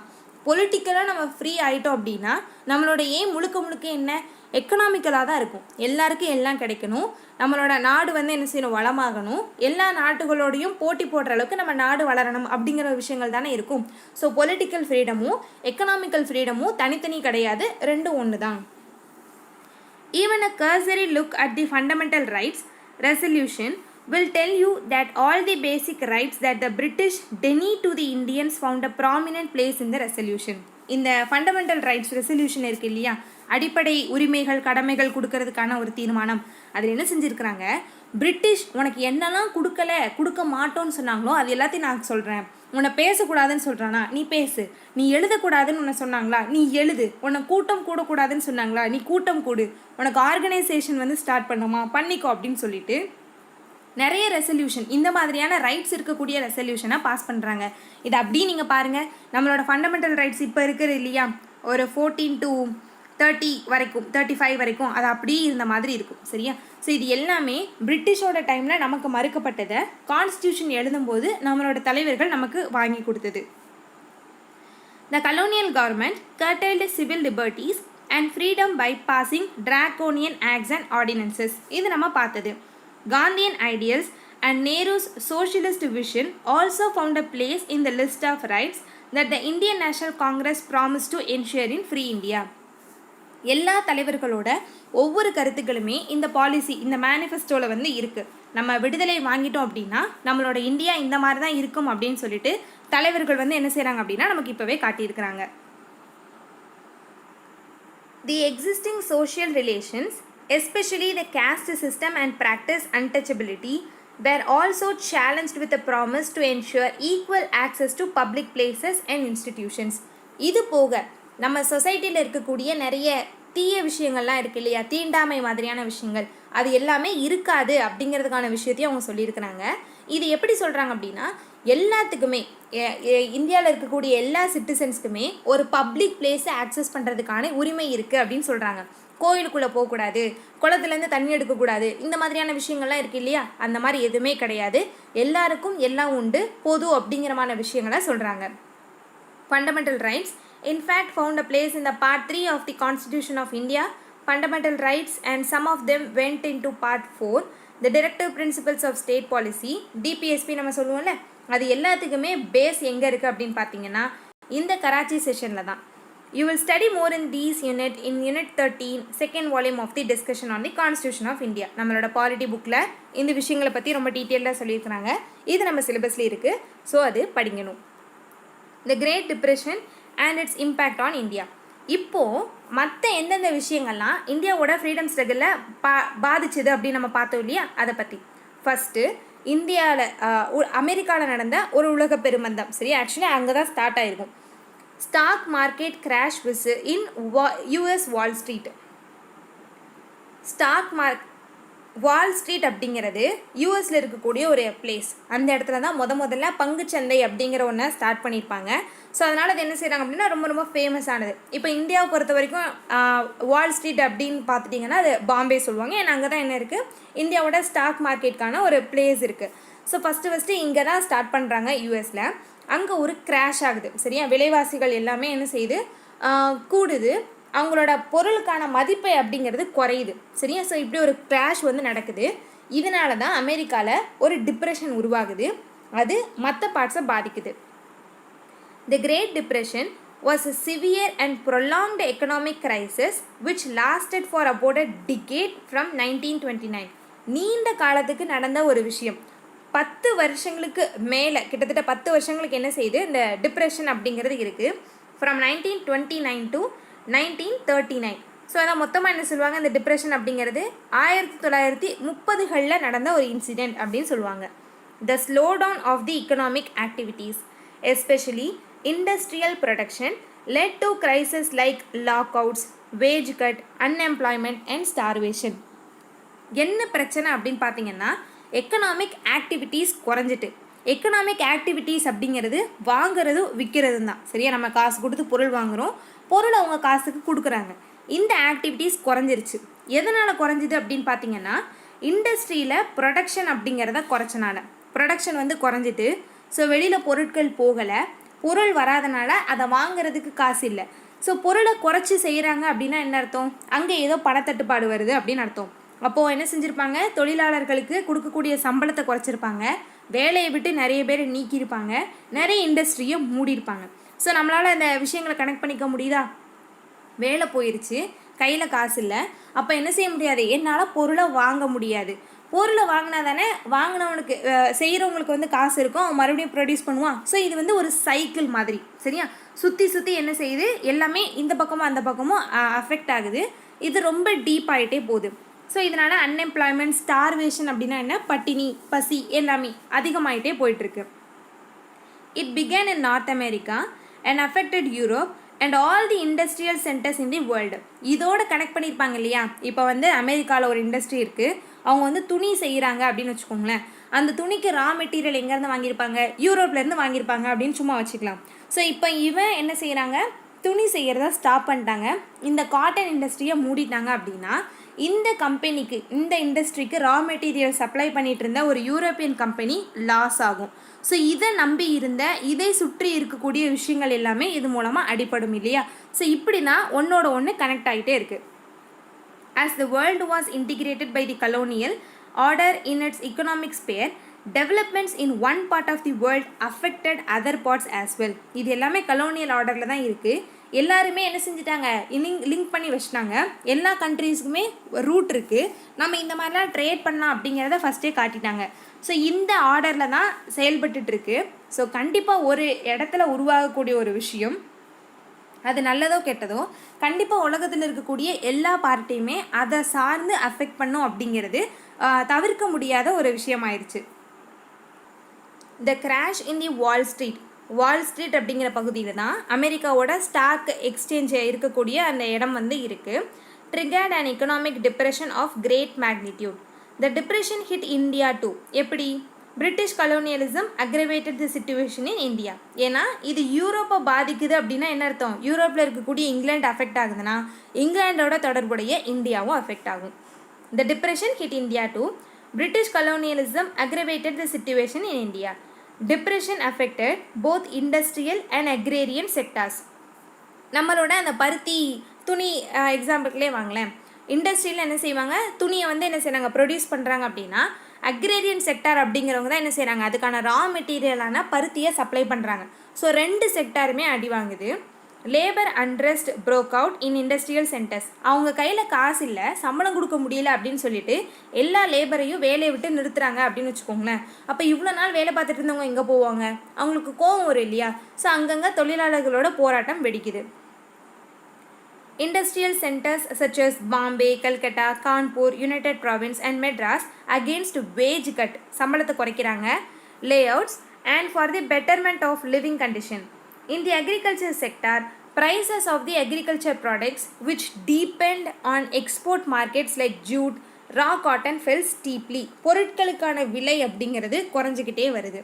The depression brought down the value of Indian exports from the 311 crores in 1929-30 to 132 crores in 1932-33. So இங்கேருந்து இந்தியாவிலேருந்து ஏற்றுமதி செய்யக்கூடிய பொருட்களோட மதிப்பை ரொம்ப அதிகமாக குறைச்சிருக்கு. Therefore, the 1930s witnessed the emergence of Kisan Sabhas which fought for the rent reduction, relief from debt traps and even for the abolition of zamindari. So இந்த டைமில் மக்கள் வந்து என்ன செய்கிறாங்க? ரொம்ப பாதிக்கப்பட்டிருக்காங்க இல்லையா? ஸோ இதனால் இவங்க என்ன செய்கிறாங்க அப்படின்னா, ஜமீன்தாரி சிஸ்டத்தையே ஸ்டாப் பண்ணுங்கள், எங்களால் கடனை திருப்பி கொடுக்க முடியாது, எங்களோட வாடகையை வந்து குறைங்க அப்படின்னு சொல்லிட்டு கிசான் சபாஸோட ஆக்டிவிட்டீஸ் இந்த டைமில் அதிகமாக இருக்குது. The only positive impact was on the Indian industrial sector that could use the availability of land at reduced prices and labor at cheap wage rates. இந்தியாவுக்கான ஒரே நல்ல விஷயம் என்ன அப்படின்னு பார்த்தீங்கன்னா, நம்மகிட்ட லேண்ட் அதிகமாக இருக்குது அண்ட் நம்மகிட்ட வேலை செய்யக்கூடிய மக்கள் வந்து என்ன செய்கிறாங்க? குறைவான சம்பளத்துக்கு வேலை செய்கிறாங்க அப்படிங்கிறது தான். The weakening ties with Britain and other capitalist countries created a condition where growth was recorded in some of the Indian industries. So இந்த இடத்துல உலக அளவிலான கம்பெனிஸ்லாம் டவுன் ஆகிட்டு இருக்காங்க. அப்படிங்கும்போது இந்தியாவிலேருந்து உருவாகக்கூடிய தொழிலாளர்களுக்கு தொழில் செய்வாருக்கு ஒரு ஆப்பர்ச்சுனிட்டியாக இருக்குது. Yet only the industries which fed the local consumption thrived. So இந்த இண்டஸ்ட்ரீஸ் மட்டும்தான் என்ன செய்ய முடியும் அப்படின்னா லோக்கலாக இருக்கக்கூடிய கன்சப்ஷனை பூஸ்ட் பண்ணக்கூடியதாக இருக்கும். அங்கே இருக்கக்கூடிய தொழிலாளர்களுக்கு வேலை கொடுப்பாங்க, சம்பளம் கொடுப்பாங்க. ஸோ அகெயின் காசு அப்படிங்கிறத என்ன செய்யும், எக்கனாமிக்குள்ளே ரன் ஆக ஆரம்பிக்கும். Industrial development in India. இந்தியாவில் எப்படி இண்டஸ்ட்ரீஸ் டெவலப் ஆக ஆரம்பிச்சது அப்படின்னு பார்க்கலாம். த British trade policy took a heavy toll on the indigenous industry. நமக்கு தெரியும் தானே, அவங்க என்னென்ன மாதிரியான வணிக கொள்கைகள் கொண்டு வந்தாலும் அது இந்தியாவில் இருக்கக்கூடிய வணிகத்தை வந்து நலிவடைய செய்கிற மாதிரி தான் இருக்கும் அப்படின்னு நம்ம பார்த்துட்ருக்கோம். Industrialisation of India was not part of British policy. அதாவது இந்தியாவை வந்து இண்டஸ்ட்ரியலைஸ் ஆக்கணும், தொழில்மயமாக்கணும் அப்படிங்கிறது பிரிட்டிஷோட எண்ணம் கிடையாது. அவங்களோட காலனி நாடு தான் நம்ம எப்படி இருந்தால் அவங்களுக்கு என்ன, ஜஸ்ட் இந்த ஃபேக்ட் யோசித்துக்கோங்க. ஸோ அப்போ தொழில்மயமாக்கணும், இந்தியாவில் இருக்கக்கூடிய தொழில் வளத்தை அதிகப்படுத்தணும் அப்படிங்கிறது அவங்களோட நோக்கமே கிடையாது. அப்போ எப்படி இந்தியாவில் இண்டஸ்ட்ரியலைசேஷன் நடந்துச்சு அப்படின்னா, ஒரு சில யூரோப்பியன் இண்டஸ்ட்ரீஸ் வந்து என்ன செஞ்சுருப்பாங்கன்னா ஸ்டார்ட் பண்ணியிருப்பாங்க. இது போக இந்தியாவிலேருந்தே இந்தியன்ஸ் வந்து என்ன செஞ்சுருப்பாங்க அப்படின்னா ஏதாவது 2-3 கம்பெனி ஸ்டார்ட் பண்ணியிருப்பாங்க. அது கிக் ஸ்டார்ட் ஆகி அப்படியே பரவ ஆரம்பிச்சிருக்கும். இப்படி இண்டஸ்ட்ரியலைஸ் ஆனது தான் India. Like other colonies, India was treated as a raw material procurement area. India வந்து என்ன தான் வெறும் ஒரு ரா மெட்டீரியல் கொடுக்கறது, சரியா, ஒரு பொருட்களை கொடுக்கறதுக்கான ஒரு சந்தை மட்டும்தான். அதை உற்பத்தி பண்ணி அதை ரெடி பண்ணி ஃபினிஷ்டு ப்ராடக்டாக மாறினதுக்கப்புறம் அந்த ப்ராடக்டை விற்பதற்கான ஒரு விற்பனை சந்தையாகவும் தான் பார்க்கப்பட்டுச்சு. ஸோ இப்படி இருக்கிற இடத்துல இண்டஸ்ட்ரி வளரணும் அப்படிங்கிறது பிரிட்டிஷோட எண்ணம் கிடையாது. இப்படி இருந்தாலும் கூட industrial expansion took place in India because of certain unforeseen circumstances. சில பல காரணங்களால் இந்தியாவில் என்ன செய்ய ஆரம்பிச்சிட்டு இண்டஸ்ட்ரியலைசேஷன் அப்படிங்கிறது உருவாக ஆரம்பிச்சிட்டு. during the course of the First World War and then during the Great Depression. முதல்ல ஃபர்ஸ்ட் வேர்ல்டு வார் டைமில் தான் நம்ம பார்த்தோம் இல்லையா, அவங்களுக்கு தேவையான ஆயுதங்களை வந்து சப்ளை பண்ணுறதுக்காக அயன் இண்டஸ்ட்ரீஸ் அதிகமாக உருவாயிருக்கும். போரில் ஈடுபடக்கூடிய சோல்ஜர்ஸ்க்கு ட்ரெஸ் கொடுக்கணும் அப்படிங்கிறனால காட்டன் இண்டஸ்ட்ரி அப்படிங்கிறது ஒரு பூன் ஆயிருக்கும் அப்படின்னு சொல்லிட்டு நம்ம பார்த்துருக்கோம். ஸோ இதுக்கப்புறம் எப்போது இந்தியாவில் இண்டஸ்ட்ரியலைசேஷன் நடக்குது அப்படின்னா இந்த உலக பெருமந்த காலகட்டத்தில் தான். The first Indian to start a cotton mill was Cowasji Nanabhoy Davar. இவங்க தான் என்ன செய்கிறாங்க, முதல்ல இந்தியாவில் காட்டன் மில்லை ஸ்டார்ட் பண்ணுறாங்க. அ பார்சி இன் பாம்பே இன் 1954. This was known as the Bombay Spinning and Weaving Company. அந்த கம்பெனி பேர் என்னவா, Bombay Spinning and Weaving Company. The city's leading traders, mostly Parsis, contributed to this endeavor. ஏன்னா பார்சிஸ் மோஸ்ட்லி வந்து பிஸ்னஸ் பண்ணணும் அப்படிங்கிற ஐடியாவில் இருக்கக்கூடியவங்க தான். அவங்க வந்து என்ன செய்வாங்க அப்படின்னா தொழில் சார்ந்த நடவடிக்கைகளில் ஈடுபடக்கூடியவங்களாக இருப்பாங்க. ஸோ என்ன செய்கிறாங்க, ஒரு இண்டஸ்ட்ரியை ஸ்டார்ட் பண்ணுறாங்க. தி American civil war was a boon to the cotton farmers. But after the Civil War, when Britain continued to import cotton from America, Indian cotton cultivators came to grief. என்ன செய்கிறாங்க, American civil war நடந்துட்டு இருக்கும்போது பிரிட்டனுக்கு தேவையான அதிகப்படியான cotton எல்லாமே அமெரிக்காவில் தான் வந்துட்டு இருந்துச்சு. இப்போ அமெரிக்கா வந்து வாரில் ஈடுபட்டு இருக்காங்க அப்படிங்கும்போது இந்த காட்டன் சப்ளை பண்ணுறதை என்ன செஞ்சுட்டாங்க அப்படின்னா அமெரிக்கா ஸ்டாப் பண்ணிட்டாங்க. ஸோ ஆனால் பிரிட்டிஷ்க்கு வந்து என்ன வேணும் அப்படின்னா காட்டன் வேணும். ஸோ காட்டன் நமக்கு வேணும், வேறு எங்கே கிடைக்கும் அப்படின்னு பார்க்கும்போது இந்தியாவில் கிடைக்கும். அப்படிங்கும்போது இந்தியாவிலேருந்து அதிகமாக காட்டன் வாங்க ஆரம்பிச்சுக்கிட்டாங்க. ஸோ இந்த டைமில் இந்தியாவில் காட்டன் அப்படிங்கிறது உச்சத்தில் இருந்தது. அந்த பருத்தி உற்பத்தி அப்படிங்கிறது ரொம்ப அதிகமாக நடந்துட்டு இருந்துச்சு.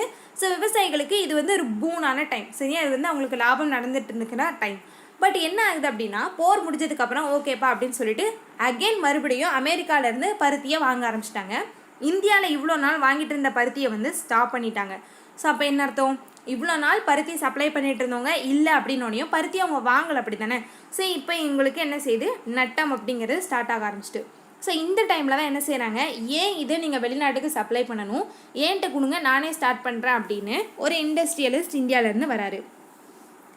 Indian cotton cultivators came to grief. But Europeans started textile mills in India. But என்ன பண்ணுறாங்க அப்படின்னா எதுக்கு காட்டனை இங்கேருந்து அங்கே வரைக்கும் எடுத்துகிட்டு போகணும் அப்படின்னு சொல்லிட்டு இந்தியாவிலே என்ன செய்கிறாங்க, 2-3 யூரோப்பியன்ஸ் வந்து டெக்ஸ்டைல்ஸ் மில்லை வந்து ஸ்டார்ட் பண்ணுறாங்க. Taking advantage of the cheapness of cotton available. ஏன்னா இதை ஒரு இடத்துல இருந்து இந்தியாவிலேருந்து இங்கிலாந்துக்கு ஏற்றுமதி பண்ணால் தான் அந்த பொருளோட மதிப்பு அப்படிங்கிறது அதிகமாக இருக்குது இல்லையா, ஏன்னா கடல் கடந்து வருது. ஸோ கண்டிப்பாக அந்த பொருளுக்கான விலை அப்படிங்கிறது அதிகமாக இருக்கும். ஏன் இந்த ட்ராவலோட எக்ஸ்பென்ஸை கட் பண்ணிவிட்டு இந்தியாவிலே மில் ஸ்டார்ட் பண்ணக்கூடாது? அப்போ பக்கத்துலேருந்தே நான் பொருள் வாங்கிப்பேன், எனக்கு சீப்பாக இருக்கும். இங்கே கிடைக்கக்கூடிய லேபரும் எனக்கு சீப்பு தான். இங்கே உற்பத்தி பண்ணுற துணியை நான் எக்ஸ்போர்ட் பண்ணி என்னோடய கண்ட்ரியில் விற்றா எனக்கு லாபம் இல்லையா? ஸோ இந்த ப்ராஃபிட் மைண்டோட தான் யூரோப்பியன்ஸ் என்ன பண்ணுறாங்க, இந்தியாவில் மில்லை வந்து ஸ்டார்ட் பண்ணுறாங்க. But Europeans started textile mills in India, taking advantage of the cheapest of cotton available. Ahmedabad textiles mills were established by Indian entrepreneurs.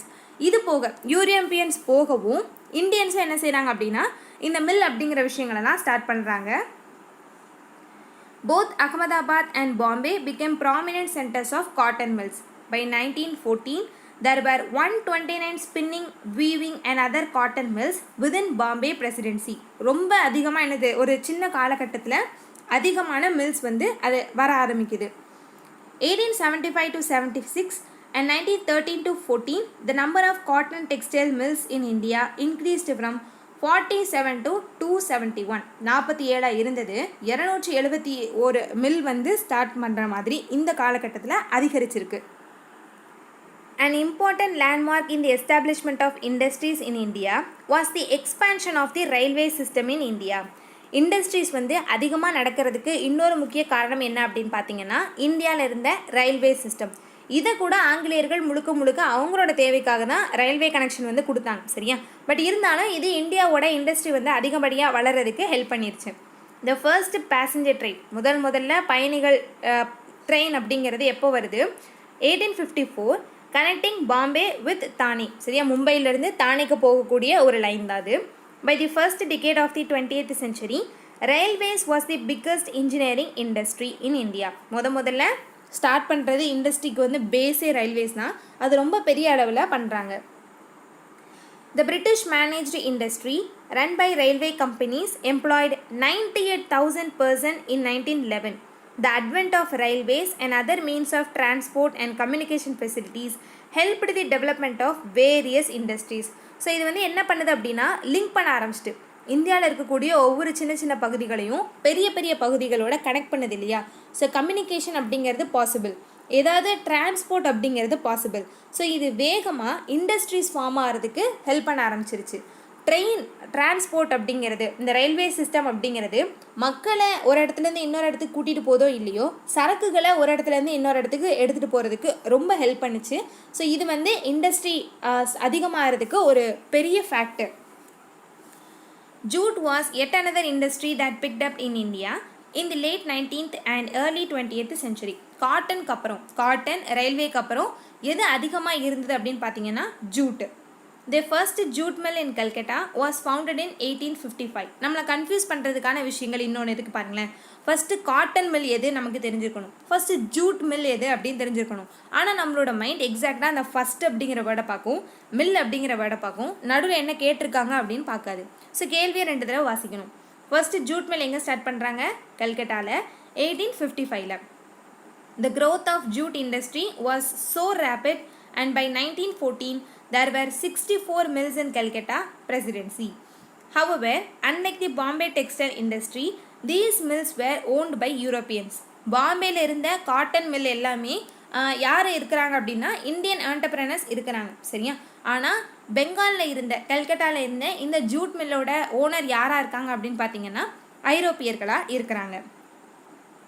Though the industrial development in the 19th century was mainly confined to very limited sectors like இந்த காலகட்டத்தில் உருவான இந்த industrial development அப்படிங்கிறது சில செக்டாரில் மட்டும்தான் இருந்துச்சு, like cotton Jude. இருந்தாலும் efforts where made to diversify the sectors. இன்னும் இதை அதிகப்படுத்துறதுக்கான முயற்சிகள் அப்படிங்கிறது இருந்துச்சு. அதாவது இந்த காட்டன் ஜூட் மட்டும் இல்லாமல் நிறைய இடங்களில் வேறு துறைகளில் இண்டஸ்ட்ரியல் டெவலப்மெண்ட் இருக்கணும் அப்படிங்கிறதுக்கான முயற்சிகளும் இருந்துச்சு.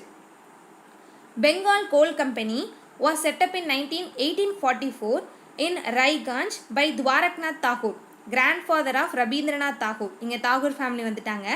இது போக, அதாவது காட்டன் ஜூட் இது போக வேறு என்ன செக்டார்லலாம் இண்டஸ்ட்ரியல் டெவலப்மெண்ட் இருந்தது அப்படின்னு பார்க்கும்போது கோலில் இருந்திருக்கு, நிலக்கரியில் இருந்திருக்கு, சரியா? பெங்கால் கோல் கம்பெனி எப்போ ஸ்டார்ட் பண்ணியிருக்காங்க? 1843. யார் ஸ்டார்ட் பண்ணியிருக்கிறாங்க? துவாரக்நாத் தாகூர், ரவீந்திரநாத் தாகூரோட கிராண்ட்ஃபாதர், சரியா? The coal industry picked up after 1892 and its growth peaked during First World War. நமக்கு தெரியும் இல்லையா, அவங்களுக்கு வந்து நிறைய எனர்ஜி அப்படிங்கிறது தேவைப்பட்டுச்சு. ஏதாவது ஒரு மிஷினை ரன் பண்ணுறதுக்கோ இல்லைனா இரும்பை உருக்கிறதுக்கோ, இரும்பெல்லாம் ஸ்மெல் பண்ணி எடுக்கிறதுக்கு வெக்கை தேவை இல்லையா, ஸோ அதுக்கு இந்த கரியை யூஸ் பண்ணுறாங்க. ஸோ இந்த டைமில் இரும்பு, நிலக்கரி, பருத்தி அப்படிங்கிறதெல்லாம் ரொம்ப அதிகமான அளவிலேயே உற்பத்தி செய்கிறாங்க. ஸோ ஃபர்ஸ்ட் வேர்ல்டு வாரோட இம்பேக்ட் அப்படின்னு பார்க்கும்போது பொருளாதார ரீதியாக இந்தியாவில் அதிகமாகவே இருந்திருக்கு. It was in the early 20th century, industries in India began to diversify. அதாவது இந்த பர்டிகுலர் செக்டார்ஸை மட்டும்தான் தொழில் மையம் அப்படிங்கிறத தாண்டி எல்லா விதமான இடங்களையும் நடக்க ஆரம்பிக்குது. The first major steel industry Tata Tisco இருக்குது இல்லையே, இப்போ கூட இருந்துட்டு இருக்கிற ஒன்று தான். Tata iron and steel company was set up by the Tatas in 1907 as a part of Swadeshi effort in Sakchi, Bihar. அதாவது சுதேசி இயக்கத்தோட ஒரு பகுதியாக, சுதேசினா என்ன, ஒருவரோட சொந்த நாடு அப்படின்னு அர்த்தம் இல்லையா. ஸோ நம்ம நாட்டிலேருந்து நமக்கு தேவையான பொருட்களை பார்த்துக்கலாம் அப்படிங்கிறதான். இதில் இந்தியாவிலேருந்தே நிறைய பேர் தொழில் தொடங்க ஆரம்பித்தாங்க. தொழில் ரீதியாகவும் நம்ம செல்ஃப் ரிலையண்ட்டாக இருக்கணும் அப்படின்னு சொல்லிட்டு. அப்படி இந்த டைமில் உருவானதான் என்ன, ஒரு ஸ்டீல் கம்பெனி. அதை யார் உருவாக்குறாங்க, டாடா குழுமத்தினர், சரியா. So Tata iron and steel company start ஆகுது. Prior to this, a group of Europeans had attempted in 1875 to found the Bengal Iron Company. இதுக்கு முன்னாடியே ஒரு ஸ்டீல் கம்பெனியை ஸ்டார்ட் பண்ணணும், iron and steel company start பண்ணணும் அப்படின்னு சொல்லிட்டு ஒரு யூரோப்பியன்ஸ் ட்ரை பண்ணியிருக்காங்க 1875, பட் அது சக்ஸஸ்ஃபுல் இல்லை. Following this, the Bengal iron and steel company was set up in 1889. இதுக்கப்புறம் 1889 இன்னொரு தடவை ஒரு குரூப் ட்ரை பண்ணி ஸ்டார்ட் பண்ணியிருக்கிறாங்க. However, TISCO made a huge headway than the other endeavors in this sector. Its production increased from 31,000 tons in 1912 to 13 to 1,81,000 tons. ஒரு சின்ன பீரியடில் பார்த்துக்கோங்க, ஒரு 6-7 வருஷத்தில் அவங்களோட ப்ரொடக்ஷன் அப்படிங்கிறது எந்த அளவுக்கு இன்க்ரீஸ் ஆகிருக்கு அப்படின்னு. The first world war gave a landmark break to the industrialisation of the country. ஒரு ஈவெண்ட் ஹிஸ்ட்ரியில் நடக்குது அப்படின்னா கண்டிப்பாக அதை சுற்றி நிறைய விஷயங்கள் நடந்திருக்கும். நம்ம தான் என்ன செய்யணும் அப்படின்னா லிங்க் பண்ணி பார்க்கணும். வேர்ல்டு வார் 1 அப்படிங்கிறது நடந்திருக்கு. அதில் இந்தியாவோட பார்ட்டிசிபேஷன் பொலிட்டிக்கலாக எப்படி இருந்தது அப்படின்னு மட்டும் பார்க்காம எக்கனாமிக் சைடை பார்க்கும்போது நம்மளோட ஐடியாஸ் வந்து இன்னும் ஸ்ப்ரெட் ஆகும், சரியா. நம்ம வந்து யூபிஎஸ்சிக்கோ டிஎன்பிஎஸ்சியோட குரூப் 1க்கோ ப்ரிப்பேர் பண்ணுறோம் அப்படின்னா மெயின்ஸ் ஆன்சர் ரைட்டிங்க்கு இந்த இன்டர்லிங்கிங் தான் ரொம்ப ஹெல்ப் பண்ணும். ஸோ நீங்கள் படிக்கும்போதே அந்த இன்டர்லிங்கிங் பண்ணுற விஷயத்தை வளர்த்துக்கோங்க. Britain's strategic position in the east was challenged by Japan. பிரிட்டிஷோட அவங்களோட வளர்ச்சி அப்படிங்கிறது ஜப்பான் மூலமாக என்ன செய்யுது அப்படின்னா சேலஞ்ச் பண்ணுற மாதிரி இருக்குது. ஏன்னா 2 பேர் ஈக்குவலாக வந்துட்டு இருக்கிறாங்க, 2 பேருக்கும் நடுவில் காம்படிஷன் அப்படிங்கிறது ஸ்டார்ட் ஆகுது. The traditional trade routes were vulnerable to attack.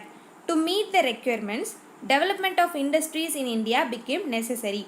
இப்போ இதுக்கு முன்னாடி யூஸ் பண்ணிட்டு இருக்கிற ட்ரேட் ரூட்ஸ் இருக்குது இல்லையா, அது எல்லாமே எல்லாருக்கும் தெரிஞ்ச ஒன்று. ஸோ நம்ம இந்த வழியை ஏதாவது எடுத்துகிட்டு போனோம் அப்படின்னா அட்டாக் பண்ணுறதுக்கான வாய்ப்புகள் நிறைய இருக்குது. ஸோ நம்மளோட ரூட்டை மாற்றணும் அப்படிங்கிறதுக்காக இந்தியாவை அதுக்கு யூஸ் பண்ணிக்கலாம் அப்படின்னு நினைக்கிறாங்க. Hence Britain loosened its grip and granted some concessions to the Indian capitals.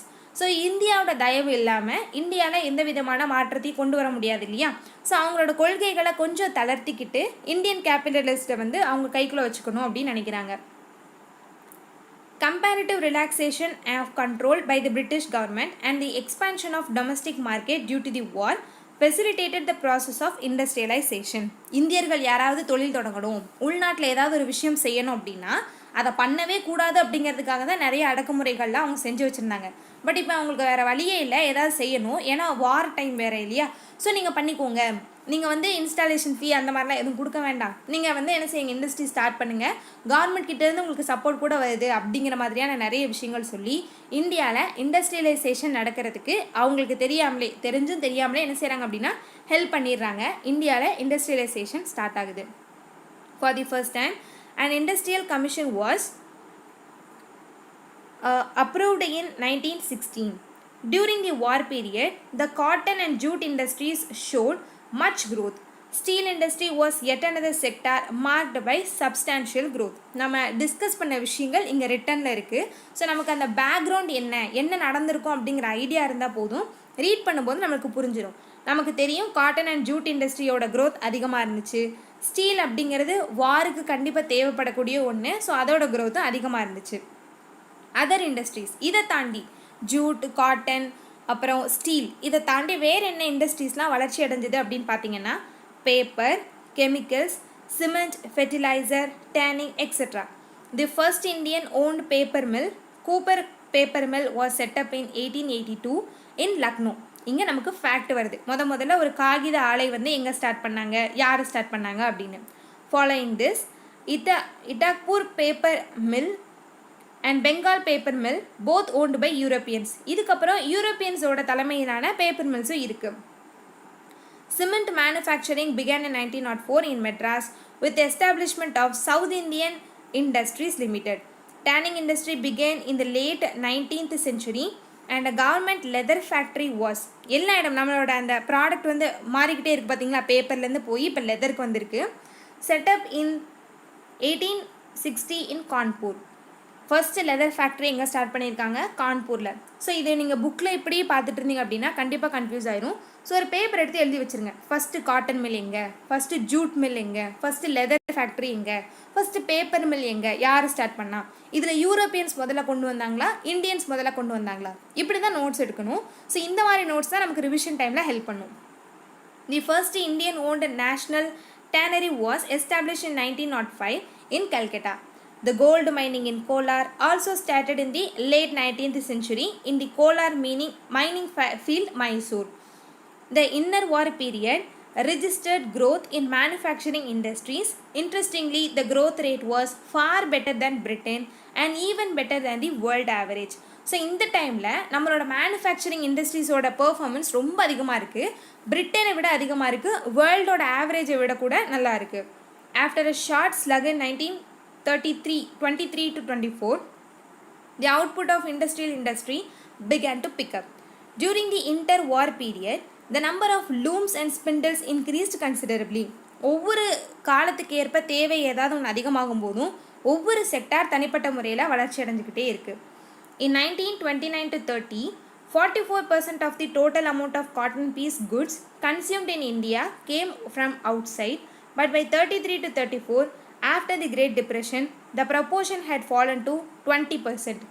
44% cotton goods, பருத்தி அப்படிங்கிறது நம்ம என்ன பண்ணுறோம், வெளியிலிருந்து தான் கன்சியூம் பண்ணிகிட்ருக்கோம். அதாவது இறக்குமதி பண்ணிவிட்டு உலக அளவில் எல்லா கண்ட்ரீஸ் கிட்ட இருந்தும் வாங்கி இறக்குமதி பண்ணிவிட்டு அதை யூஸ் பண்ணிகிட்டு இருந்திருக்கோம்.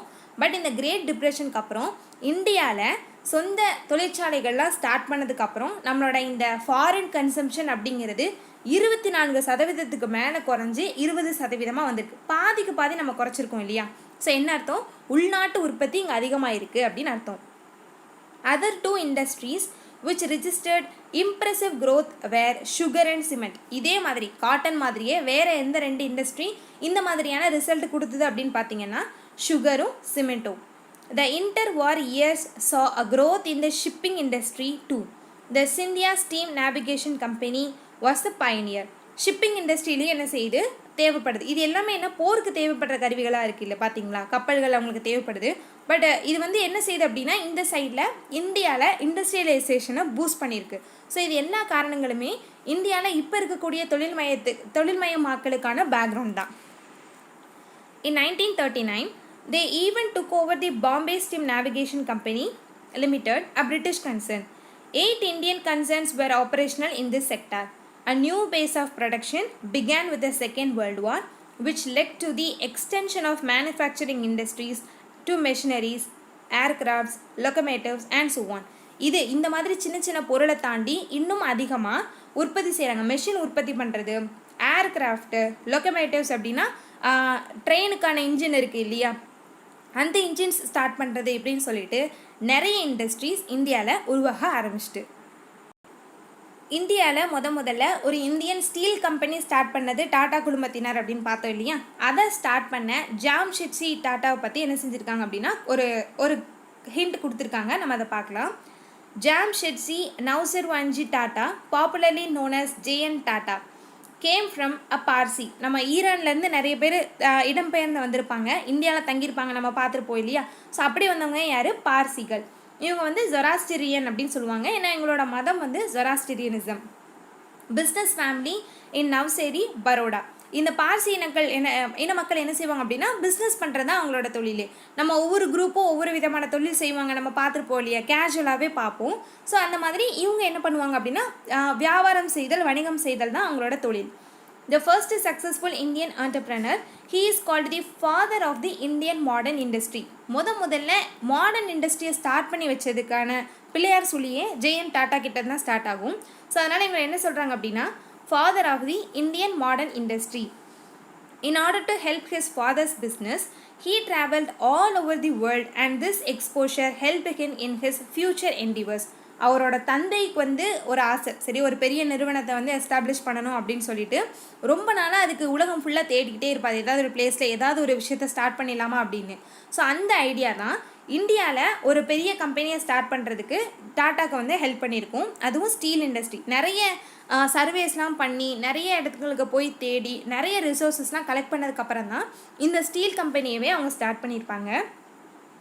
His trading company, established in 1968, evolved into the Tata Group.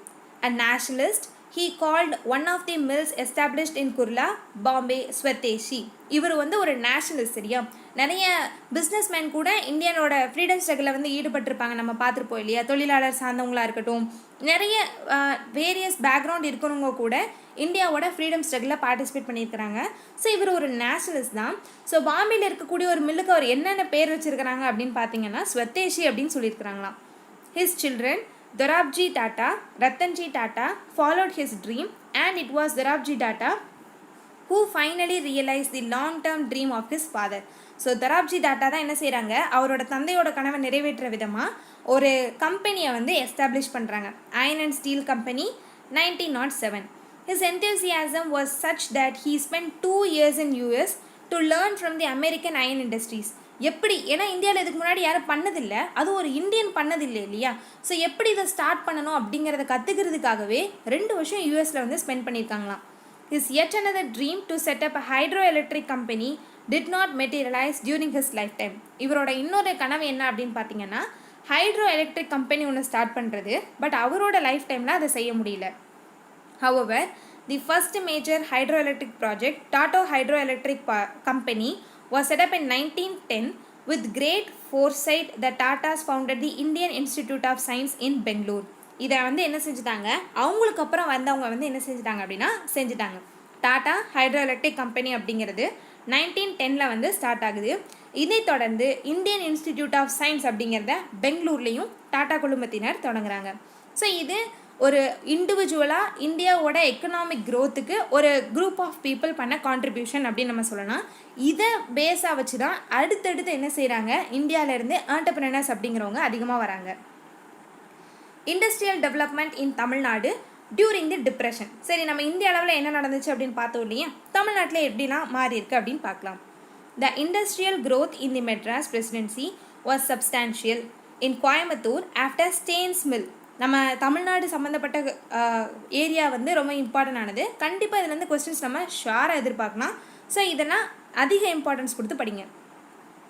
Stanes mill, Coimbatore spinning and weaving mill was established இன் 1896. அந்த கிளஸ்டர் இருக்குது இல்லையா, கோயம்புத்தூர், ஈரோடு, திருப்பூர் இந்த மாதிரி ஏரியாவில் அதிகமான வீவிங் கம்பெனி இருக்குது அப்படிங்கிறது நமக்கு இப்போவும் தெரியும். ஸோ அதுபடியே ஃபஸ்ட்டு அங்கே தான் என்ன செய்கிறாங்க, ஒரு காட்டன் மில் ஸ்டார்ட் ஆகுது. அது பேர் என்ன, ஸ்டேன்ஸ் மில். இது என்னென்னு சொல்கிறாங்க அப்படின்னா Coimbatore spinning and weaving mill அப்படின்னு சொல்கிறாங்க. எப்போ ஸ்டார்ட் பண்ணுறாங்க, 1896. No other mill could come up. The objective conditions created by the depression like fall in prices of land, cheapness of labor and low interest rates led to the expansion of textile industry in Coimbatore. எதனால் இது வந்து start ஆச்சு அப்படின்னா India லெவலில் என்ன காரணம் இருந்தோ அதே தான். லேண்ட் வந்து அவங்களுக்கு சீப்பாக கிடைக்கிது, கம்மியான சம்பளத்துக்கு வேலை பார்க்க அதிக லேபர் இருக்கிறாங்க. நம்ம வந்து விலையை வந்து என்ன செய்யலாம், அதிகமாக குறைஞ்சி விற்றா கூட அது அதிகமான அளவுக்கு அந்த ப்ராடக்ட் வந்து சேல்ஸ் ஆகும். ஸோ இந்த மாதிரியான கண்டிஷன்ஸ் தமிழ்நாட்டில் இருக்கும்போது அவங்க கோயம்புத்தூரில் ஒரு வீவிங் மில் ஸ்டார்ட் பண்ணுறாங்க. 29 mills and ginning factories were floated in the Coimbatore area during the 1929 to 37. A cement factory started at Madhukarai in Coimbatore district in 1932 give fill up to the cement industry. இது போக cotton மட்டும் இல்லாமல் cement factory என்ன செய்கிறாங்க அப்படின்னா start பண்ணுறாங்க. The number of sugar factories in the province rose from 2 to 11 between 1931 and 96. ஒன்றுலேருந்து ரெண்டு சுகர் ஃபேக்ட்ரி மட்டும்தான் இருந்திருக்கு. அது 11 என்ன செஞ்சிருக்கு அப்படின்னா ஒரு சின்ன டைம் பீரியட் 5 வருஷத்துக்குள்ளே அதிகமான எண்ணிக்கையில் என்ன செய்யுது ஸ்டார்ட் ஆகுது. There were also proliferation of rice mills, oil mills and cinema enterprise during this period. இது போக காட்டன், சிமெண்ட், இது போக ஆயில் ஸ்டார்ட் பண்ணுறாங்க. ஆயில் மில்ஸ் இருக்குது, எண்ணெய் ஆலைகள் வந்து இருக்குது, அரிசி ஆலைகள் இருக்குது, சினிமா கூட இந்த டைமில் ஒரு அதிகமான ஒரு வளர்ச்சியை வந்து அடைய ஆரம்பிக்கு.